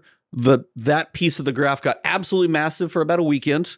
Came back down a little bit to where it was still a massive chunk, though. And you can see which ones are the popular ones right now between Deliverance, Likely Suspect, Main Ingredient. Snorri is actually pretty popular right now. And you can see some other ones like Zealot's Reward are like, why am I even here? So it is funny to see. You can literally pinpoint where Zur sells certain weapons, or if it's a trials weekend and stuff. It's very obvious, like, and it like, so it is just funny to actually see the data. I like these graphs though, because it is interesting to see. I wish I could see it a little bit longer. I get that it wouldn't be very visible, but it is interesting to see this type of stuff. I actually would like to see it more often, like every so often, to kind of get a quarterly update when they do a sandbox, be like, hey, where are some of these special weapons at, or where are some of the primaries? I'd be curious what the primaries look like, because I know hand cannons have got to be pretty damn high up there. There's no way. All at 0 usage. Lies. Also with fusion rifles, they did say they rebuilt them in season 15, but they wanted to get them a little farther apart. So now the high impacts, they wanted to bring the charge time down just a little bit. So instead of basically 1,000 charge time, it's going to be 960. And they increased the damage per burst by 10. Precisions, which are going to be like your Main Ingredient, they increased unmodified charge time from 740 to 780. Rapid fires, which is going to be like your Timeline's Vertex, that's going to be from not rapid fires. Rapid fires like Null Composure, for example, is going to go from 460 to 500, and they decrease the damage per burst by 20. And then so you're going to have to hit more of your bolts there. And then the adaptives are kind of where they are at 660 with 270. So precisions have an intrinsic piece to them. That's why they're a little slower charge time. At 280 total damage, adaptives are 270 at 660. They're just trying to give the fusion rifles a little bit more, basically distinction between each of the types. Does this sound like anything that's going to change what you guys are using? Anything good or bad here for you guys? Mondo? Yeah. It's never going to be as bad as when Aerontil was around. That's true. That was mapping people way, way too far away. Do you feel like... Well, it wasn't really a fusion rifle. outplayed the range that a fusion rifle should be efficient for, or effective from. Main ingredient's a gob roll, and it's okay, it's strong, but it's a gob roll. Expect it to do what it says on the tin, but these changes are all pretty cool. Yeah. I don't have a problem with these either. I've seen fusion rifle have increased usage in Crucible lately, and I've also used it a little bit, not as much, but yeah, I don't think any of these are really big game changers. This is sort of just like housekeeping, in my opinion. Like, fusion rifles are in a pretty good spot. There's a few of them that are maybe too good, but you got to respect the people that grinded for those roles that can really like compete with a shotgun or stuff. Because sometimes I get surprised. Must be really difficult to go and buy it from Xur. Because that main ingredient. Yeah, the main ingredient is what honestly changed all of it. Is Xur hadn't sold about two or three fusion rifles. If Xur hadn't sold 2 or 3, you would not see this kind of usage because most people have not been lucky enough to get that god roll. So it is interesting that Xur selling one thing and there's enough people in the world that are like, hey, go buy this fusion rifle. People start trying it, getting a feel for it. I honestly like the fact that it brought fusion rifles usage up as some way to combat shotguns. And I'm just like, hey, I will happily fusion rifle a shotgun user if he's running at me and I can voop him right before he gets to me. I'm good with it. So, but it's just a spike, isn't it? It's just people trying out. It's not like the usage is a consistent block where it's lasting for months. We've seen that. Yeah, it's like you can look back because they go back to January, and I think both fusion rifles that Xur sold has been from January onward. And you can see some little blips where it looks like it's been sold and been a little bigger. Shotguns still have dominated and drastically dominated. And I think it's honestly just because if I turn around the corner and, know that somebody's close, I can get that one-hit kill. And fusion rifles takes a little more play, takes managing your corners and things, understanding your radar a little bit more. So it's still never going to be as easy to use as a shotgun, but now people have ones that are going to be more effective if they actually start playing with them for one that was actually just sold by Xur. Trace rifles, which most people don't use that often. They increase trace rifle damage against non-red bar combatants by 20%. And ammo pickup per special brick from 18 to 30. You can melt a red bar with a trace rifle. That's not too bad. But I feel like if you do fight an orange or bar or a boss, you're just like shooting it for a very long time and not doing very much. So trace rifles are going to be getting a little bit of buff in PvE. It's because they said besides Divinity, trace rifles don't get much. And the fact that we now have legendary trace rifles, we'll get to exotics that actually seem to get buffed as well. Primary weapons, they say autos and pulses feel like they can't quite compete at range, so auto rifles got a tiny buff of like 3/4 of a meter. Pulse rifles are bumped out by about a meter and a half, nothing too major. Zoom on SMGs. All of the people that were talking about the multi-muck that's like a sniper, that thing's being brought down from 17 to 15. Second highest zoom is going to be 14. Shire's Wrath, it is a trials weapon, so they do say those are always going to be a little bit stronger. They increase the damage fall off from submachine guns also by 1.5 meters. A lot of the zoom on the other SMGs got brought up a little bit. So they kind of squished the range that zoom's going to affect SMGs and also brought some of the outliers down quite a bit. And then we get to heavies. This is exciting. Machine guns aren't what they want them to be in PvP. And I feel like we do. I feel like this is one of those times, Travis, where you're like, I feel like I've read this before. This is what it was for rockets before, because rockets, what did they get? A 30% damage buff, and everybody's like, where's the rocket buff? Where's the rocket buff? 2 years later, 30%. And what we were like, hey, we could take like 10. No, do it all in that chunk. So now machine guns increase damage by 40% against PvE enemies, 20% versus bosses, and then Xenophage and now the Grand Overture, new one, they get the 40% buff against enemies, except the bonus versus bosses they do not get. I mean, 40%, you're almost talking I say it's almost 50%, and I know that's like a stupid statement, but you're literally almost giving something a 50% buff.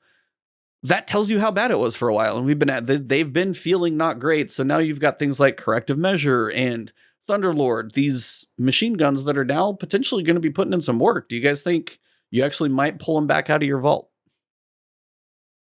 I'll let you go with that, Travis. I've actually got a really good answer here. Oh, well then let me go first with my shitty answer. Exactly. No, I'm joking. Yeah, I think so. I've always liked machine guns. It's just that they've never been the meta, and I like having plentiful ammo. I like the way that they feel and the way that they sound, and I think in PvE especially, the problem is that you can just blow through a lot of your ammo, just like trying to kill a couple majors, and then you end up just kind of going, all right, well, now I've got to spend 45 minutes reloading the weapon, so I don't know what the point of that was. So yeah, I think 40% is probably overkill. I'm sure that they'll have to lower that, especially with the changes they made to Xeno, which we'll get to later. But I think this is good. I would like to see machine guns make a return to the meta, but we'll see. We'll see what happens. But yeah, probably over pumping it would be my guess.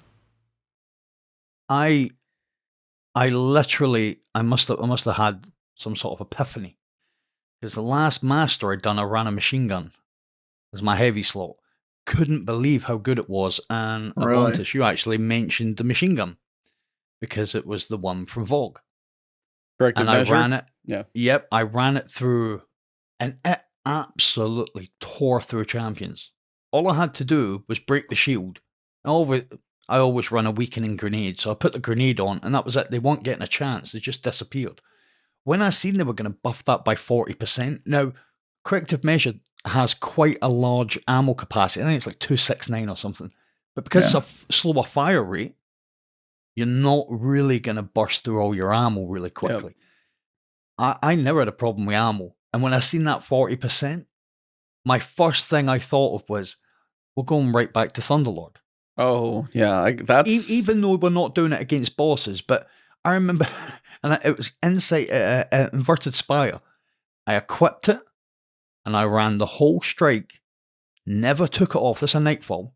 Never used anything but Thunderlord, was dropping ammo left, right, and centre, and then melted the boss with it.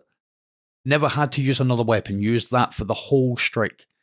And I was thinking to myself, as much as I think we all know machine guns are kind of been gathering a lot of cobwebs, dust. But not because they've been bad. It's because other things like linear fusion rifles with particle deconstruction, and then you had grenade launchers with breach and clear. Yep. Other things took the limelight. Machine guns did get a buff a while ago, right? 20% or something? I honestly can't remember. A couple of months ago, they got one, yeah. So I had them in my head when I seen that. I'm definitely going to use them, see what they're like. And it was literally only yesterday I was like, I was going to do that machine gun thing. And this was before the TWAB came out. Yeah. And then when I seen that, I was like, to do it.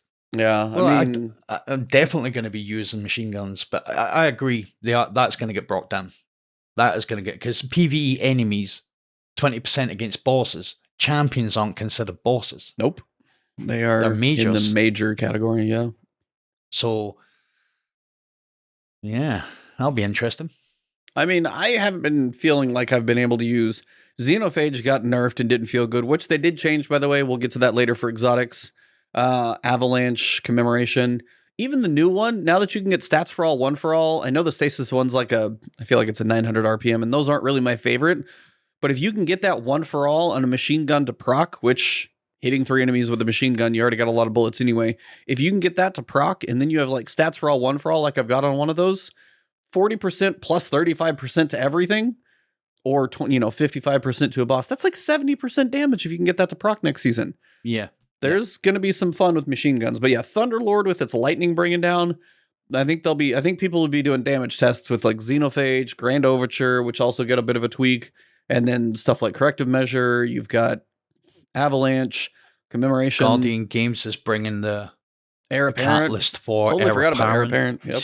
Ooh. And that thing's got a shield. At least that thing's not crazy to hear in PvP anymore. Man, when that thing was like, you could hear people spinning up. I was like, oh God, somebody's walking around with an impossible shield. I'm glad that got nerfed. Run. Run. Yep. So yeah, I haven't got you to use machine guns in a while, so I'm just happy to see them come back. Because we've been asking, it's felt like they've needed it. And we were right. When they go this big, we knew they needed it. Probably, as you guys say, though, it'll be brought down a little bit. Rocket launchers are getting a bit more of a distinction. Precision frame, which is going to be like your Polymer D with intrinsic tracking. It's going to get a minus 10% damage to both impact and detonation. High impact are staying about the same. They have the biggest blast radius. Adaptive and aggressive rocket launchers, picture your hotheads. That's just one I know because I looked up. But any adaptive or aggressive is getting 10% bonus damage. So if you take the precision, which is going to be your intrinsic tracking, like your hotkeys, versus an adaptive, that's a 20% difference in rocket launcher damage. If you're doing any of the rocket launcher DPS strats, you might theoretically need to look at which one you're using. 20% could make a big difference. So that was one I saw that was pretty big. Exotics. I'm going to try and go through a couple of the highlights here, some of the big ones. Fighting Lion. Blast radius increased by a little bit, damage up by 5%. Apparently they just wanted a little bit back better. Eyes of Tomorrow, since you did finally get it, damage versus bosses and champions is 30% more. Apparently they're trying to... it one time with in real life Titan. Yeah. Yeah. Leviathan's Remember Breath. We recorded that video of us shooting it for the first time? Yeah, I think I do remember that one. Yeah. Leviathan's Breath. They are trying to make this happen. I feel like Fetch and Mean Girls. They keep trying to make it. Yeah, it's like they're trying to make it happen. I don't know if it's ever going to pay off because like it's so slow. They said the Archer's tempo is instead of going to be like 3/4 speed reduction for Archer's tempo, it's now almost going to be 50% reduction. They said they also added a small delay before the detonation on champions, so you would literally like stun and then get your damage. They basically describe it as an increase in damage across the board of about 50%. Overall damage versus champions is roughly doubled, and even more compared to shooting an unstunned, unstoppable champion. I still don't know if I'm ever going to make this my unstoppable weapon, because if you never need big DPS, it just doesn't feel like it's there. But maybe. I don't know. I still feel like the idea of a slow-drawing giant bow to do DPS, it better hit like a Mack truck, or it just doesn't seem like enough. Do you think this is enough, Mondo? Well, you're not going to take it into every activity, right? No. But if you add that 50% plus on that with a 25% void burn, because acute gives you 25%. Yeah, if you're in the right nightfall. And the fact that, unknown to a lot of people, this actually does a lot of damage to champions already. Yeah. So, yeah, I'm trying to make a good case for it. And failing miserably. I don't know if the only way I would equip this is to finally dispel the triple bow nightfall that I keep getting asked to do and keep avoiding like the plague. But yeah, it might get it a little bit more use, but still no. Just have to wait and see. We just have to wait and see. Yeah, it's just one of those that it's cool in concept, but I never feel like it was worth the time, the limited ammo. Just have to see. Huckleberry got its zoom increased, so should get a little better range usage. Xenophage, as we said, they're basically reverting. When they made it harder hitting and slower, it did not feel good. So they're basically reverting most of that back. And it's still, yeah, I know. I was like, oh, this feels good. Oh, this sucks. Like, it was weird how that little change, which I didn't expect, I really did not like how it felt. So it's going back to 120. They reduced the damage per bullet to basically match what it used to be, but it is getting the 40% damage buff, just not bosses. So it's going to be back to how it was, which I'm good with. So I'm happy with that. Layman Arc is too oppressive when combined with external damage buffs. We already know that one, so you're not going to be able to do the one tap. But they reduce the poison tick damage versus players only by 25%. Change the poison damage from burn to poison. They said that's largely housekeeping. I wonder if that's one of those like back end things for like that future subclass they're trying to build. Maybe. You know it is. Has to be, right? That feels like one of those things. Why would they relabel it? You know? Yeah, this is totally not a thing. Please don't pay attention to this thing that could be a thing. But they increase the poison tick damage by 50% versus combatants, which I'll take. If you are going to go and use that tick damage, I will take a bonus there. So I'm good with that. Make Layman Arc more powerful in PvE. Yep, I'm good. I'm pretty sure it's really powerful in PvE. Well, it's about to be a little bit more fun. So find a Void Burn and unleash hell. Lawrence Driver, they said it could be difficult to fight against in PvP, so they reduced the body shot damage by 20%. Body damage reverts to old behavior when the weapon's damage is in its bonus mode. Precision damage in any mode is unchanged. Basically, they were saying you could get very high body shot damage and almost have a really easy follow-up. They wanted to get rid of that change. Seems reasonable. Skyburner's Oath, one of the biggest changes that I think it got. So they Take increased. the oath. Yeah. Hashtag take the oath. Let's see those on Twitter. Take the I oath. want, if you guys tag Travis, like give me a bonus tag in there. I want to see you guys do that. But I need clips. You can't just like tweet an empty tag. I want to see clips. I want to see you taking that oath. Skyburger's Oath got increased ADS projectile speed to hit scan, which I guess it wasn't before. Both ADS and hipfire are now 150 RPM. Hipfire projectiles no longer track, but it arcs kind of like a grenade launcher, but has larger ADS or has larger detonation size. Hipfire detonation also applies burn to targets. And the bonus range from the Masterwork has been rolled into the base stats. So it's just got more range in general. And the Masterwork now grants reload speed. And it has the highest airborne effectiveness. So you really are meant to be a floating AC-130, which is trying to live up to its name at this point, it seems. You guys actually going to pull this thing out of the vault and go try and... We need Cog to do it, because he's going to be the Warlock floaty guy up there with the solar burn and just hanging out. So Warlocks, if you see any AC-130s coming through PvP, just, get in cover. That's all I got to say. I'm going to take the oath, absolutely. Last word, reduce mouse and keyboard recoil penalty from 33 to 22%. I really hope I don't see more on PC, please. I don't need to see last word more. I'm not saying I see it that often, but I don't want to see it any more than I already do. You will. Probably true. The one that hurts me, I'm sure there's a case for it, but this one hurts me. Arbalist had its damage reduced versus champions by 25%. Still gonna hit your bosses, still gonna hit your thanks. Thank you. Man, I enjoy that weapon. It's like... it's a crutch. It is. I'm not gonna argue, because it breaks all shields. It's a barrier weapon, and it hit pretty hard. It is only against champions, so it's like you can still do some good damage against like elites and stuff with it. So it is just Here's my champions. argument why you should be pro Arbalist getting nerfed.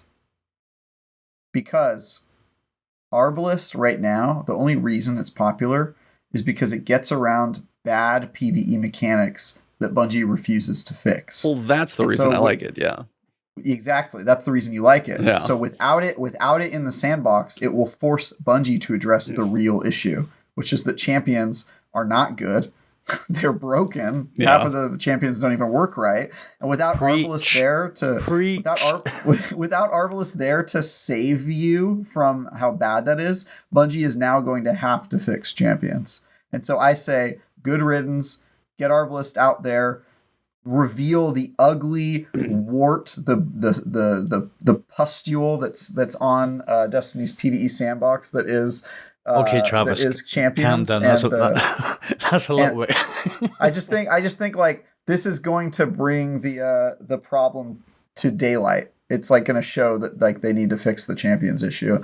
And so yeah, I'm not a fan of like workarounds that basically you have to have this in your loadout if you want to be able to do an activity that's champion heavy, because this is the one weapon that goes around the mechanics. Just fix the mechanic. It's bad. And so I saw this and I was like, oh yeah, that's going to piss a lot of people off, but also it's overpowered. It gets around an issue that Bungie badly needs to fix. So fix your champions. That's what I say. Yeah. Get rid of them. Erock said it. It's like, it's wishful thinking again. Like anything related to champions and shields, like it feels so intrinsic to the game. I don't expect to change that for a very long time, if ever, but if this is even a tiny bit of a catalyst to help with that, cool. But yeah, I'm like overloads. Overloads are brought to be probably the most annoying right now because we got a new expansion and you have to use auto rifles and SMGs against these most annoying enemies. So no, it's like, I get it's a crutch. Totally do. But as you said, when you're dealing with multiple shield types, and then you got multiple champions and your loadout can be like 2 things, it is very frustrating. So I hope at some point they listen to some of the feedback, enough of the videos, enough of the tweets, that champions reworked, changed. I actually had Scaro9 and I just did a Discord call offline that I recorded. I did that last night with him, and we talked about hard mode Vow, which we actually haven't talked about yet, which we got to talk about before we go, or Master Vow, and then also champions and some other things that we talked about. And they brought up something I saw something on Twitter. Scourge of the Past had the Berserker guys. Those were kind of like a type of champion. And unfortunately, champions have just been I don't want to call a developer lazy because, again, I know there's priorities and stuff, but it's just like we made the champions and we just never did anything with them. And the fact that it's been the same barriers, overloads, and unstoppables outside of now we have a Scorn unstoppable, but there hasn't been a whole lot of change, variation, update, anything to the champions in so long. If they are going to keep them in the game, a rework, an update, a change in how they work, new champions, not just the same damn three. If you one way or the other, get rid of them or like do a full rework, one way or the other. Anyway, that one I'm probably going to post up Saturday. So if you want to see the chat between Scarrow and I, it was actually just a ton of fun. The last 20 minutes we fell off the rails, but either way, check that one out. Graviton Lance, this one actually sounds fun. So the catalyst changed from Hidden Hand, which I don't even remember what that did. It's going to get Vorpal and Turnabout. So Graviton Lance already has a pulse rifle that causes cosmology. Then it's going to have Vorpal, which is going to do 20% because it is a primary against bosses and champions. Exotics do 50% more against red bar enemies because they got that buff to be better. And then Turnabout, if you break a void shield, now you're going to get an overshield.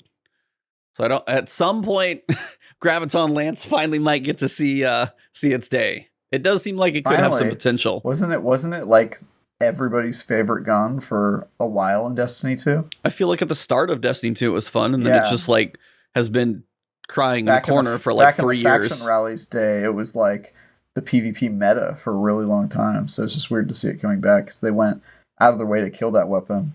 Yep. Slowly bringing it back. Grand Overture, they said they reduced the time between the burst of missile mode. You can either hold it down for all 20, or you can tap for 5-round burst on the missiles.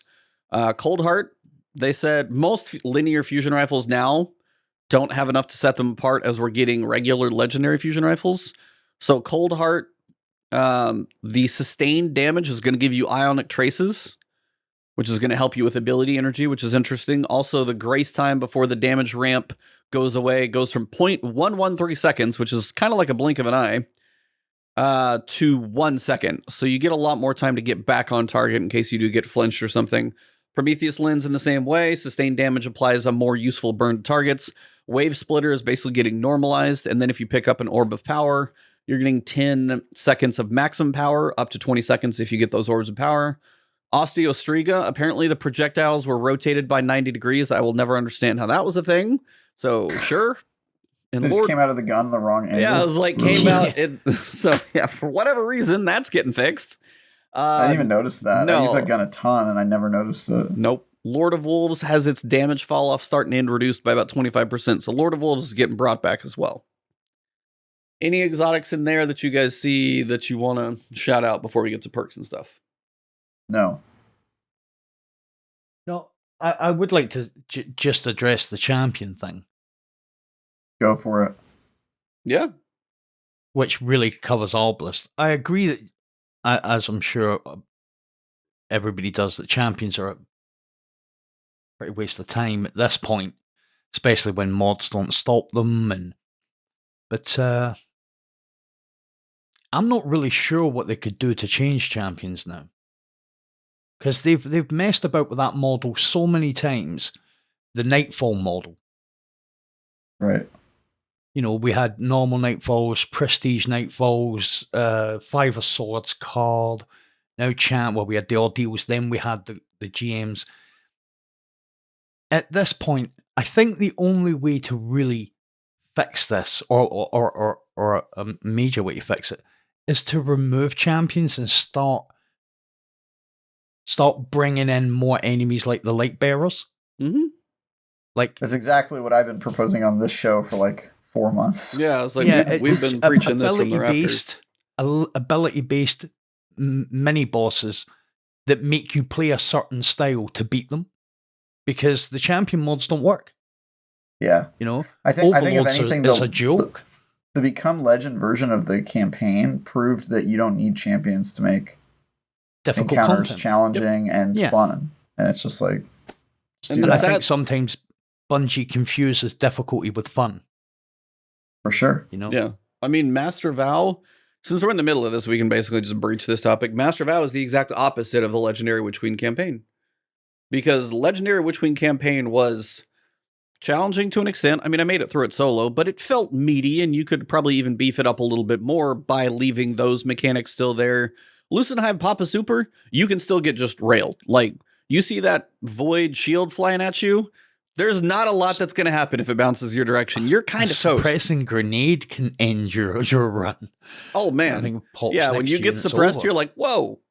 And then your mobility's down and all. Like, those were mechanics that felt really threatening in the right moments, but you could tackle them. If you wanted to run up and shotgun them, you could. If you wanted to play back with a sniper, you could. You could build into your own playstyle if you want to. If you wanted to run up with now a glaive that does 97% shield reduction and smack them around with your glaive, theoretically, you could do that too.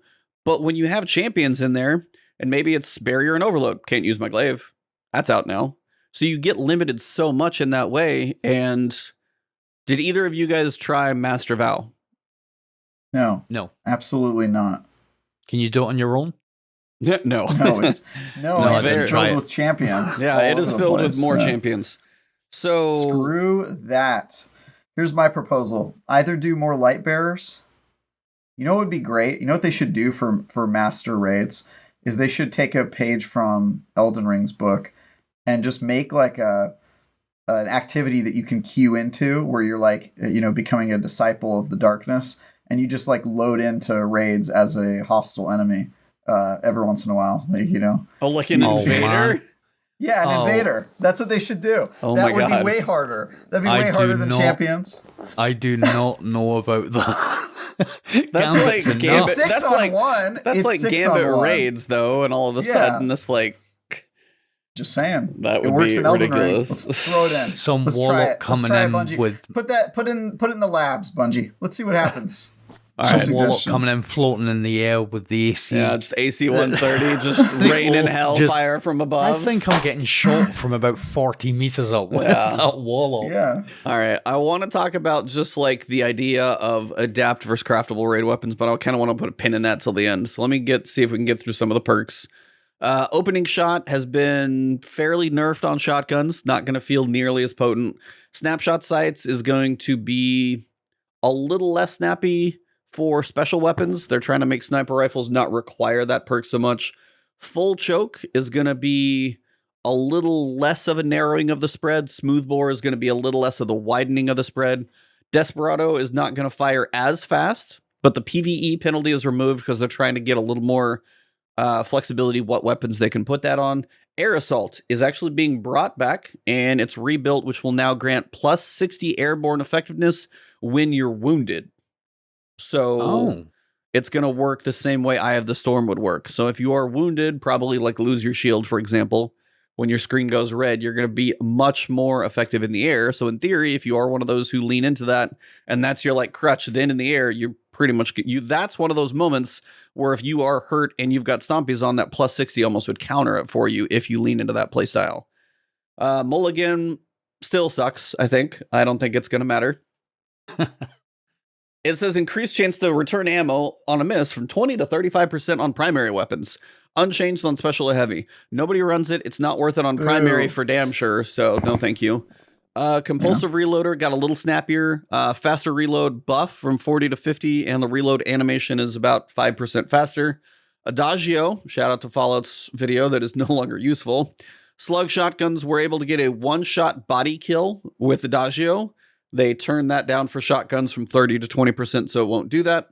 And then Icarus Grip has just been updated for the new Airborne Effectiveness stat. You've got plus 15 Airborne for regular, and Adept is plus 15, plus 5 handling. Also for weapons, they kind of tell you what's leaving in Season 17. So for Iron Banner, Occluded Finality, Finite Impactor. Nightfall's Comedian Palindrome is going away at the end of this season. Trials, Shire's Wrath and Messenger are leaving in Season 18. So Season 18 is going to be your last time to earn these. Peace-Bond Sidearm, Archon's Thunder. Nightfall's Plug 1 and Hothead.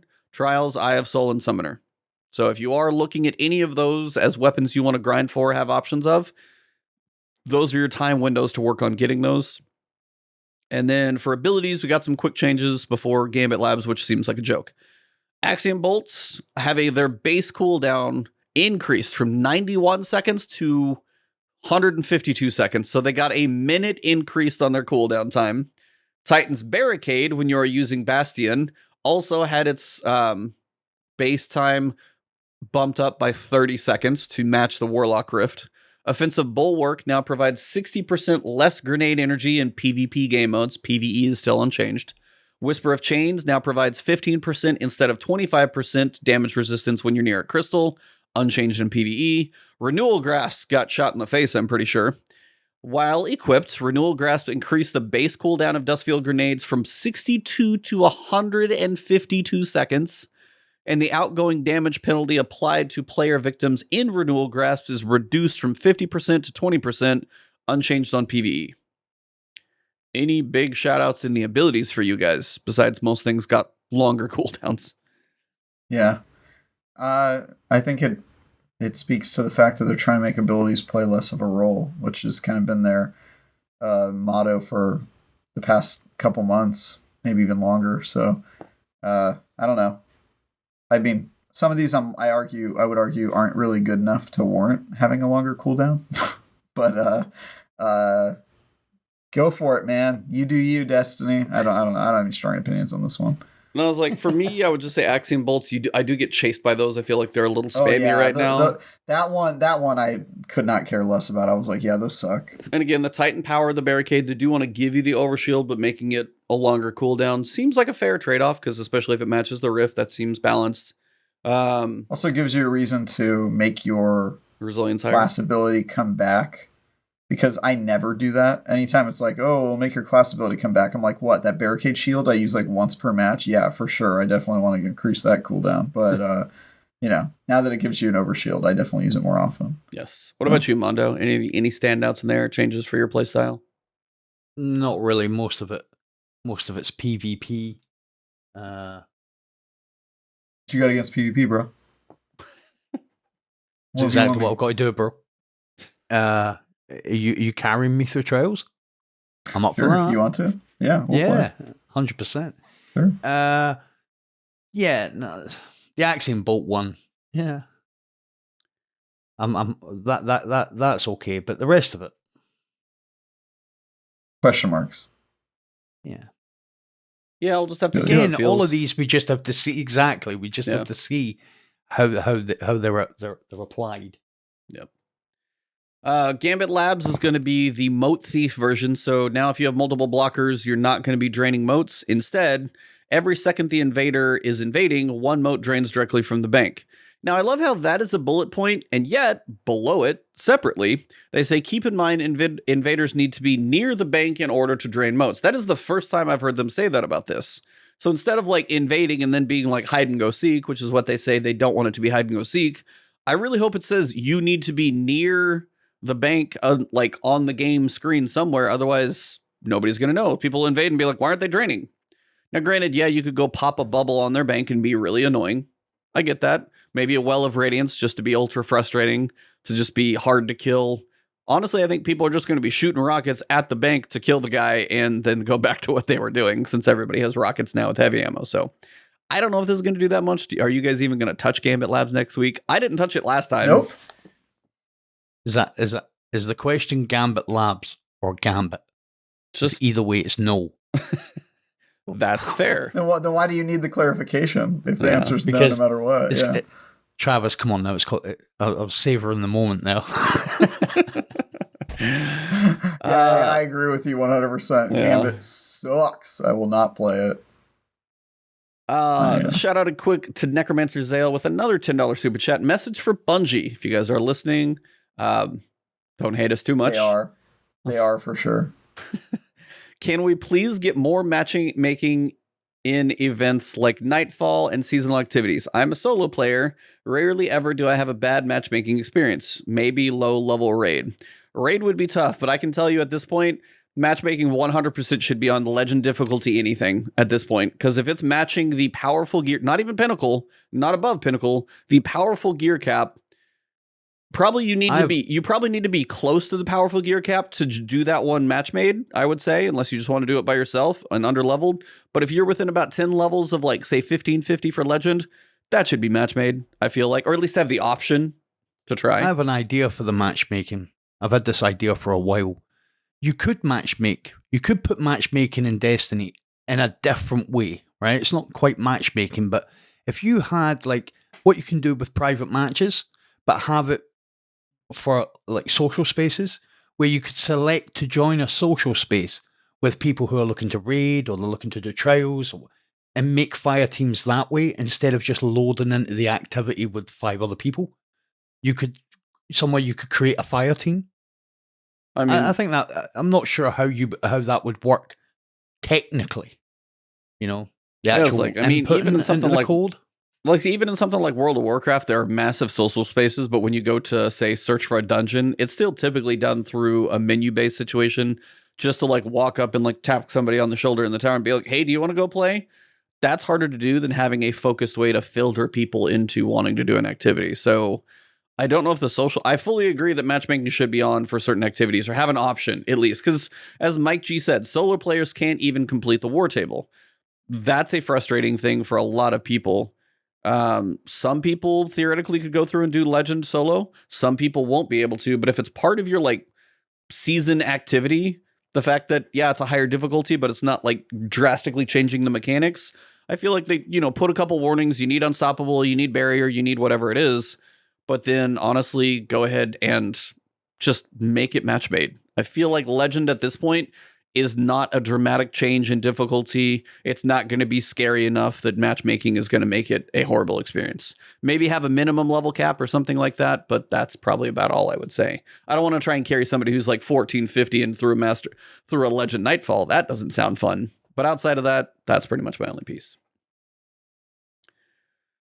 And that is most of the TWAB. So we actually made it through a lot of it right at about 2 hours. So the last thing that I want to talk to you guys about is the Master Raid, but it's the idea of what crafting has done to the actual Master Raid.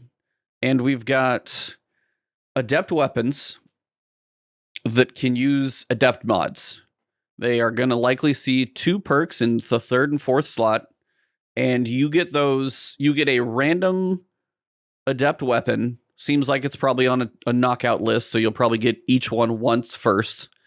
And you get it from the challenge that week on Master difficulty. Or you can craft your weapons from the raid by getting the set number of patterns, but you have the ability to go after your basically perfect god roll. You have access to 2 enhanced perks. And in the event that something like today happens, where we have a massive sandbox shift or perks change or whatever it is, if your favorite perk on your god roll gets nerfed, well, now you can go craft and switch it. So the way I describe that, yeah, sure, I'm leading the witness, but Adept weapons at this point feel, and I'm saying this from multiple people in the community, feel very pointless to go for. Like Master Vogue, people said there wasn't a lot of benefit to them in the first place. And again, they're kind of stingy on where you could get it. But even on that one, if you were going to go for Fatebringer, you would at least farm for it. But now that we have Craftable, now that we have enhanced perks, Adepts really feel like they're in a bad place. The Master Raid, outside of doing the triumphs, feel like they are not worth your time. So I wanted to ask you guys, is there something you think that they could do to Adept weapons to make them worthwhile? Or do you think at this point, maybe it's something that needs a complete rework, revisit, or otherwise? Where are you guys at on the way things are sitting with these Master level raid weapons dropping Adept that hardly can match Crafted in the first place? If not even be as good. Should probably pass this over to the guy who does all of these activities. Mondo, what do you think? Thank you. I haven't done Master Fog yet, but Master Bow. Yeah, but you grind for Adepts. I get a lot of Adepts, yeah. I think, see, our problem with the craftable weapons, that the craftable perks, especially in the enhanced, kind of not worth it. You know, some of them anyway. They just don't improve the perk enough. You know, the explosive light perk that everybody was going after having the enhanced, it just increases the projectile speed a little bit. It doesn't do anything to the damage. You know, I think they've started to do stuff with Adepts, and somebody who's done Master Vow would probably know this better. I'm not sure what, although you've got Soul Drinker on the raid weapons, right? Where you reload, and based on hits you get health back. Yeah. they've started to do stuff like that on Adept weapons, right? So the Adept weapons from the raid, if, let's say, if we're talking sakes, next season it's Sniper for barriers, you get health back for stunning that. You get health back, and it partially refills the magazine on stunning a champion. So, whereas I believe that, I think it goes further than that. I don't think Adept weapons are the end all and be all because of gob rolls. But if you're talking about Adept weapons from the raid, then I think just the raid weapon itself probably is enough. But I mean, being able to put Adept big ones on or something like that does Vorpal, boss, and major spec all in one go type of thing. I don't know. I just haven't used it. The raid pulse rifle is awesome. Oh, I don't know if the Insidious. Adept version. I don't know if the Adept version would make it, a completely different weapon to the normal, apart from being able to put an Adept perk on it. Well, the difference is when you take Insidious that you can craft, I can get, say, enhanced rapid hit, and I could get enhanced rampage, for example. So enhanced rapid hit, you can get substantial boosts to stability and reload speed. And then rampage, it actually extends the duration of rampage, and then you could even go into rampage spec. Or I could go dragonfly and pick which spec I want to do that's already enhanced. So you've got these enhanced traits, and seeing the enhanced there is reload +4. There's an Adept mod that's like reload +10. The +6, not really a big difference when you have the option for some are, some Adept mods are going to be better. But again, is it worth trying to put together a group at 1580, then try and do the challenge, which we already talked about? The challenges are all tedious this time around because every challenge makes you basically play worse. I talked about this with Scarrow last night. So you have to play in a way that is less than optimal to get the Adept weapon to drop. And then you have to go through the world of hopeful RNG to where you're like, am I going to get a God roll? You could honestly get a good barrel and 2 God roll perks that you want, and maybe even the Mesterwork. But what if you get the wrong magazine on that Insidious Adept version? Or I can go craft one that is a God roll and it's got enhanced perks. There's just not a place where it looks like... Am I correct in saying that you actually have to find 5 of those weapons first to be able to craft it? Correct, you do. Yeah. So you've got to find... So the Master Raid offers a one and done as opposed to farming for 5 of them? In theory... That might be the only difference, because not everybody goes into the Raid 5, will be lucky enough to get that, because there's a lot of players in Destiny that either maybe hit the raid, get to do it once, or don't even raid at all. So in theory, that is correct, because yes, you could get lucky, go into Caretaker, and get an Adept Insidious that's a God roll on your first time doing it. But take into account the person you just described. The person who barely does a raid in the first place, probably not going to do a Master first. And if they are going to do Master, they've already probably run the raid a little while to get used to it, gotten a feel for it. And if you're going to go run Master, it's not going to be the average casual be like, hey, can you drag me through Master Vow of the Disciple, where I've got to do a challenge where you got to do one tedious thing every time on Caretaker? The type of person who might be lucky enough to do a raid is probably going to do regular in the first place, would be my guess personally. So, and it's also the fact that it's RNG. So that's you could... I can answer that, because there's people in the chat who done exactly what you said people don't do, that beat the Master Raid when they hadn't actually beat the normal, because it was one checkpoint. And checkpoints are a thing. That's true. That's fair. I'm not saying that I'm just saying that there's got to be there has to be a plus and a minus on both sides. There has to be an argument for and against. I think there is a place for Adepts, but I think there's also a place for crafting. I think it buys into the type of player you are. Do you have the ability to go and farm for these weapons and build a good weapon? I think sometimes some people have to, I don't want to say lump, but take, I got my Adept weapon, I'm fine. The perks aren't great, but I've got an Adept weapon which increases all the stats, and I can put the mod on, and, So I don't really think it's a big deal either way, to be fair. Yeah, That's just my opinion. I kind of think Adepts aren't much better than craftable weapons, and they carry with it certain risks, and I think that that's okay. I think this is a situation where Destiny players are a little too close to the game and don't realize that it's actually set up in a way that makes sense. So, like, if you're the average Destiny player, you're probably not even going to craft weapons, just because even that takes kind of a lot of effort. You have to craft a raid weapon, you have to get it 5 times in, a red frame state, which is already like way more than the average Destiny player plays. So there's like this kind of bottom tier of people who don't do crafting at all, and then there's like what I would say like the middle tier, the core like Destiny player who maybe is a regular player but not super ultra hardcore, has to do every event, not the Teddies of the world, right? Not the Mondos.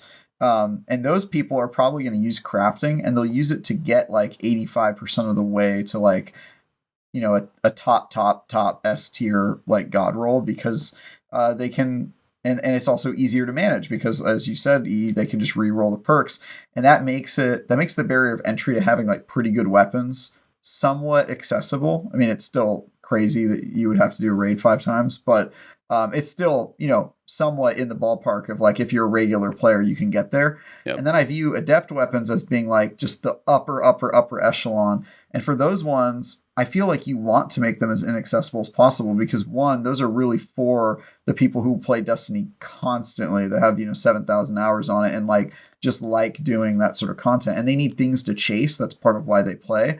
And also, it's sort of okay if those hard won perks then get debuffed, and then they have to roll, farm for a different role, because that's sort of why you're chasing Adept weapons anyway. So I feel like they should be better, but not that much better, because if they're so are they good actually? So I guess here's my question: are they actually better? Are Adept mods better than 2 enhanced traits and the flexibility, as you just said, if the sandbox shifts to go grind for that hopeful again god roll, versus I have a crafted weapon that's 95% of the way there, and I can switch the mod or I can switch the trait because it is crafted. And that's the point where it's like, my question is, how? That's my question. They're better without the flexibility factor, but I think that that's okay, because the flexibility that's for the casual audience. I mean, the people who are, the super elites are going to grind for the god roll regardless, and some people like that. Some people look at the crafting and go, oh, that ruins what I like about Destiny, which is grinding for that god roll. And so I think Adept should be better when you're just looking at like 1-to-1, but crafting should be better long term, because its whole purpose is to kind of give players like myself, frankly, I'm like a player who like, I hate doing the same activities over and over again. It bores the crap out of me. So I don't want to have to do a Grandmaster Nightfall, 5 times in a week just to get a god roll. But crafting gives me a way to sort of feel like I'm in that zone of getting god rolls without having to, hate Destiny because I'm having to play it so much and grind for a certain role. So I think it is, the goal should be Adept weapons are better in the short term if you get a god roll, worse in the long term because craftable weapons have a better kind of utility and more flexibility that I think is better for a casual audience. But I think that that's a feature, not a bug. And I don't think Adept weapons should be significantly better than craftable weapons, because then it makes that content mandatory. So people like me who just skip Grandmaster Nightfalls because we don't get a kick out of it, all of a sudden feel like we have to if we want to be competitive in Crucible, or if we want to be part of the meta in PvE. And I feel like that is a line where you're going to make all your players hate your game if they feel like they have to get god roll Adept weapons, and that becomes a problem. So I kind of view it as like the way things are now is kind of working. I think they could do a little tweak here or there. Maybe Adept weapons could be a little bit stronger, but I don't think that they should be infinitely stronger. And I don't think that they should have the same flexibility as craftable weapons, because the chase is kind of part of that sandbox for players. So I'm looking at it like kind of seeing the beauty of the system that they've created. But I get why people feel like they're getting slapped in the face when they grind for an Adept weapon and it's barely stronger, and then it becomes not relevant a season later. I get why they're saying that, but what I would say to those people is, you chose this life. You are voluntarily doing this super extra, super optional piece of destiny that you don't need to do. And so, that's sort of the risk that you have when you do that. That's sort of what you're agreeing to, I think. So I don't know. I kind of see it as not really a problem, personally. Well, maybe that's just one of those where we're going to just have a difference of opinion. I guess for me, it's the point of, if you literally said that the Adept weapon isn't in the long term going to be as good as the crafted weapon, but in theory, it could take me just as long to get the Adept weapon as the crafted weapon, or longer if my luck is bad. You're limited on the number of Adept weapons you can get through your account every week, unless you do want to cash in a bunch of tokens, but then you still got to earn those back. But then on the other side, if I'm unlucky and I get crap adept every time, and then I finally have crafted my god roll, that effort put into trying to get the adept weapon was all for naught, because now I just made the other one, and I could have done that exact same thing without going for the adept. Does that make sense? Or am I crazy? Mondo, do you have any opinion here? I can see what you're saying there. And with that, I kind of, again, the only thought I've got on craftable raid adept weapons versus, craftable raid weapons versus adept weapons, which ones are better, is literally the points that have been made. The only thing that you can say is, if you craft a weapon, you can, when we get 9,000 word twabs, you can adjust your build or your weapon to suit if there's something that's going to be really strong, or blah, blah. But that's to say that those perks are going to be part of that, being able to build that weapon, because they're limited in their perks, right? But I agree that it's a better adept weapons. It's more, for me, the reason why people go after adept weapons, I believe, is because you do get that stat boost in every stat. Could you, if I gave you a blind test and said, here is the exact perks on an Insidious, one is adept that has been masterworked, one is not, but every other piece of that gun is the same, do you think you could tell them apart? And that stat boost is what, 2 on each stat? Probably not. Okay, so then, until you put the adept big ones on and asked me to shoot an elite enemy. Adept big ones is one of the few crutch things that Adept has, is the fact that it's majors and boss spec put together. That is like one of the few things Adept weapons have. That's like literally it. But then on the other side, you could have Rampage last a little longer. Adept weapons can't have enhanced perks. Do you think Adept weapons should get enhanced perks? Either of you guys? Yes. Travis, do you think they should get enhanced perks as maybe just a lucky chance? Maybe. Again, I think adept weapons should be stronger in the short term. I just don't think that they should be much stronger, because my fear is that those weapons are so good they feel mandatory, or they define the meta, or you have people saying, oh no, I don't want to do trials run with you, or oh no, I don't want to run the raid with you because you don't have this adept weapon that has got enhanced perks, and that just is going to alienate people. I feel like people who are in like the, let's call them casual hardcore, where they play Destiny every week, but they don't like beat themselves up to get every single triumph and every single adept weapon. I feel like those people are vital to the Destiny community, and that they need to feel like they can miss out on adepts, and it's not the end of the world. And so to that end, I would just say adept weapons should be good, but not much better. And I think right now they're kind of in that spot. If you disagree that they're just like not even better, like that crafting weapons is actually better in the short term than getting a god roll adept weapon, then yeah, maybe they need a little bit of a buff. But I'm just wary of giving adept weapons too much of a buff, because if they feel mandatory, it's really going to suck. It's going to suck for the vast majority of players who don't want to grind for adepts, and I'm one of them, by the way. I mean, I have trials adept weapons just by circumstance, because I play a lot of trials, but I don't have any Nightfall weapons. I don't have any raid adept weapons. I don't go for that content. So, I'm wary of it, man. I mean, I get what you guys are saying. I truly do. And the raid is unique because Nightfalls, they're not craftable right now. There's not a craftable Hung Jury or Hothead or Comedian or whatever's coming through the Nightfall, those are not craftable right now. I don't know if those theoretically ever will be, and that's where having the Adept gives the person to go after the Grandmaster. My thought is, take the first raid encounter with the totems. The challenge mode with the Unstoppable Champions, while I know people have done it, I get that, but the effort of getting the challenge mode done to get the drop doesn't feel like, to me personally, the juice is worth the squeeze. Now, people probably have that encounter good, and that's fine, but the groups that are able to do the challenge mode on Master to get an Adept drop, even for their sake, the fact that it's RNG is, I think, what hurts. There's not even curated roles this time around. It's not like Fatebringer has 2 perks on the bottom when you get a time-lost Fatebringer. 2 are random and 2 are what you would consider the god roll. So if you do actually complete that challenge, you've got a solid weapon base. It's just 4 perks that are random, and it's the RNG nature of Adept weapons that I don't think are enough personally, because you could get junk for just as long in regular and Master, and I think the junk randomness is what hurts this specific raid Adept weapon, to me. If we're talking about effort versus reward. Yes, that's part of my issue with this. Well, if you're talking about that, then there is no argument. I agree. If you can go through a normal raid, chew through a normal raid relentlessly, 3 times a week, keep doing it, get your red bar weapons. I think there's a chest that might give you red bars, or yeah, it gives you a chance to get red bars. Symbols, you can get a guaranteed red bar. Yeah.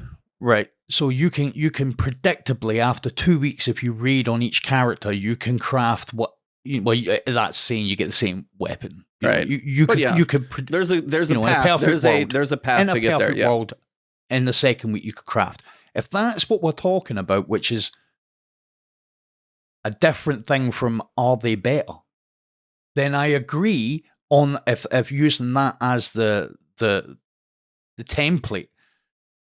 Then for the ease of getting it, then then you have to take the craft. But I don't think that that's the argument. I think that it should be abnormally hard for a minor benefit. I think that that's how it should be. But I think if you take Adept weapons across the board, though, and if we're just talking about Adept weapons across the board, right? If you're talking about the raid, I think it's, as you've said, it is a little bit more difficult to get the Adept weapon, and then you want the right roll. Whereas if you do something like a GM on a double reward week, I ran 3 yesterday and got 2 snipers from each one, all with different perks, and I actually got opening shot snapshot. No, lucky you. Whoops, nice. Well, for now, don't know how good it's going to be now. Well, but it's still solid. The reward was definitely worth the effort. Because it never took me ages to do them. But you go into the raid, and the effort of doing challenge mode to get 1 that, or even 2 that might not be very good, then I have to agree. You would definitely go with the crafting method in those circumstances. Yeah, it's just a weird. It's kind of brought this whole crafting idea where some people are like, this is the issues with crafting. That's all Tassie say that. And this is the issue with master content. I'm in this weird point where I'm not entirely sure the juice is worth the squeeze. Some of you guys think that, in my mind, the Adept weapons aren't better because, to me, outside of Adept big ones, which even is probably still debatable, 2 enhanced traits versus an Adept mod and 2 on each stat, to me, doesn't even make the Adept mod better. And in some cases, quite a few, you could say the Adept weapon is actually worse than the craftable weapon. That's, I guess, my issue, is the fact that enhanced traits do not seem to be capable on those. And it just makes it to where, and again, we'll wrap this up, but it's a weird state right now. So I will be very curious if they take the feedback, because I know there's been quite a bit in this that is the time value. Again, doing the difficult stuff should be worth something, even if it is just incrementally better. Theoretically, right now, it's incrementally worse in certain situations. And that's where I think it's just this weird state where we're at. So just the long term, I think. Yeah. That's the main disadvantage. And I think it probably should be. Yep. So that's one. I mean, that was, again, I talked about that with Scaro. If you guys want to see that chat, I'm going to post it up on Saturday. Wanted to talk about that with you guys. Cog is busy. I would have loved to have had his thoughts on this one. We'll have to kind of pick his brain next week. Shout out to our guest next week, by the way. Got Jarv coming in, so we're going to keep another guy from across the pond. Just keep the European guests coming over, so hopefully they're all getting some sleep after the show. But yeah, we'll be checking out probably Guardian Games preview during that one and everything else. But it is, and I'll have to pick their brain on it too, because it is, I'm seeing this a lot on Twitter. I will be very curious where all of this lands, because when you go through and put your effort into these very difficult things, at some point it does feel like it needs to be worth the effort for more people, or I think less people will find a reason to do some of these things, especially now that crafting is giving you an alternative. Before it wasn't there. And this was actually a way like VOG. This was your like better perks, curated roles. It was a much faster way to go after a weapon. Theoretically, now that may not be the case, which is why it's interesting. So I'll just be curious where it settles. But honestly, Mondo, thank you for joining us tonight. I think this is where we are going to wrap this thing up. At this point, this is one of those times where I want to say the floor is yours, where people can find you, check out your content, what you'll be doing, what they can expect from you. Literally, this is the time to self-promote the living crap out of yourself. So go for it. I'm on YouTube. No. And you're so good at this. Yeah. Well, I'm not really good at self-promoting. I'm at Gage. You'll find me at YouTube, LiveMondo, and you can find me on Twitter at LiveMondo. Very nice. Yes, go please follow this guy. Check out his guides. LiveMondo on YouTube and LiveMondo on Twitter. Please follow him. Get this man some more subscribers. If you guys listen to this show, subscribe to his channel. Great content, nice guy, and he'll walk your solo butt through some of the stuff that I haven't even done in a while. So please check out his content. Very, very nice guy and very patient in a similar way to walk you through complete encounters. So please, please support him and get him some love on his channel. I'd appreciate that. Travis, what about you? You guys don't see each other as competitors? Yeah. Honestly, I mean, he's doing stuff. Don't you guys kind of compete for the same viewers, kind of? I mean, in theory, but also he does Grandmasters, and I haven't scratched those in a while. If I got into Grandmasters, that might be. But even then, different people are going to have different perspectives. They like different ways things are explained. I've heard that enough times where people like, I'll watch multiple videos over one thing just to kind of get an idea. So it's like there's about 4 or 5 of us that all kind of do, maybe 6 that do all the same things. I don't see anybody as a competitor, same way that I wouldn't self-promote, because you know, people that want to find you will find you and they'll stay with you. Yeah, you know, and I like to support everybody in what they do. You know, I the only person I'll ever compete with is me. I don't compete with anyone else. Abontis does a lot of cool content. He does a lot of explanation, a lot of breakdowns, stuff like that. I don't really do anything like that, but I always watch to show some support, because I support everybody that does the type of stuff that I do. That's awesome. That's a great mentality to have. Pretty communist of you, but I accept. I'll accept that trails run at the weekend, by the way, Travis. I'm down, actually. Yeah. Well, yeah. Who knows if I've not played a ton of Crucible this season just because I've been doing reviews, excuses have already started. But I'm down. Then. I'll carry you then. I'm down. We'll get through it. Actually, I've got a friend. I've got a friend I've been going flawless with pretty regularly. So if he's on this weekend, I'll get you in. Yeah, man. I'd love that. For sure. Cool. Yeah, you can find me on Twitter at TyGuyTravis if you care about my tweets. I also have a bunch of content on IGN.com. Ebontis reminded me that I did do the preview for Outriders World Slayer, so you can see that live on IGN.com or YouTube.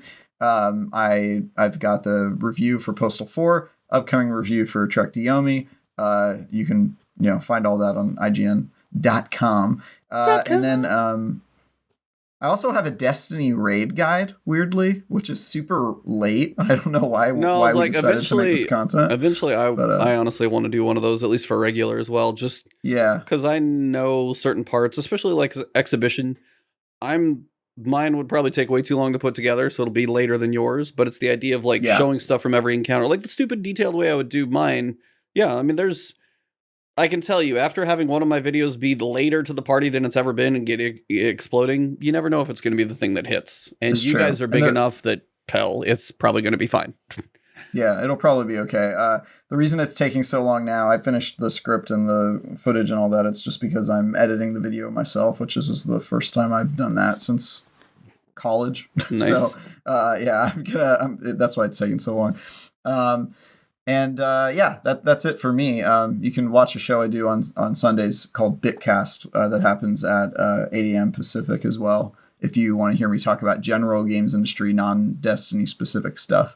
Other than that, how about you, E? Yeah. So playing a little Destiny over the weekend, trying to get to the end of Elden Ring, finished the Fire Giant, haven't touched the big goblet yet, so I'm getting close. Melina, if I'm saying it right. She's apparently bugged after the patch where her crazy multiple hit move, even if it doesn't hit you, heals her right now. Ooh. So I'm gonna leave her sitting out there until I basically almost finish the game. But I do want to go through and work towards some of the other progression stuff. I'm not close to the end, but I'm towards the latter part of it, and I do want to kind of like at least put a pin in that. I've looked up some of the later boss areas to go. I've looked up a couple things. I honestly got to a point where I wanted to like craft one of the preserving boluses just for like Crimson Rot, and I had missed the book somewhere. And I was like, I need to find this damn book. And it was some random vendor that I had like walked by or didn't have money at that moment. It was just weird stuff like that. So I'd checked off a couple of things and then peeked ahead to just have an idea. Pumpkinator. But yes, the Outriders World Slayer preview I got on my channel as well. So that one is up. I had fun in World Slayer or Outriders for about 50 hours.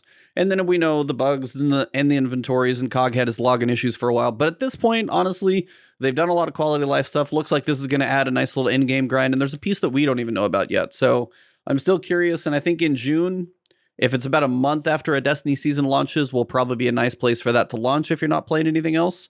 I think it'll actually come down in a very good spot. But again, Mondo, thank you very much for joining us. It was a pleasure having you tonight. And I just wanted to say thank you for losing some sleep to chat with us over here in the States, because I know it is late for you. So I really, really do appreciate your time tonight. I'm about to go and run some content after this. Sure. God. Dude, go psychopath. Him and then he's still probably going to get up in 2 hours as his kids start making. I don't know how you do it, man. You are a legend. You are a legend, sir. So we thank you for your time. For all of you in chat, all of you have been amazing for having me. Absolutely, I enjoyed this immensely. Thank you for all the super chats, the likes. If you enjoyed the show, drop a like on the show. Please, again, subscribe, follow, like all of these people's amazing content. And for everybody in here for this episode tonight on April 21st, thank God I didn't get jury duty. We're wrapping this one up. So have a good one, everybody. And it has been The Last Word.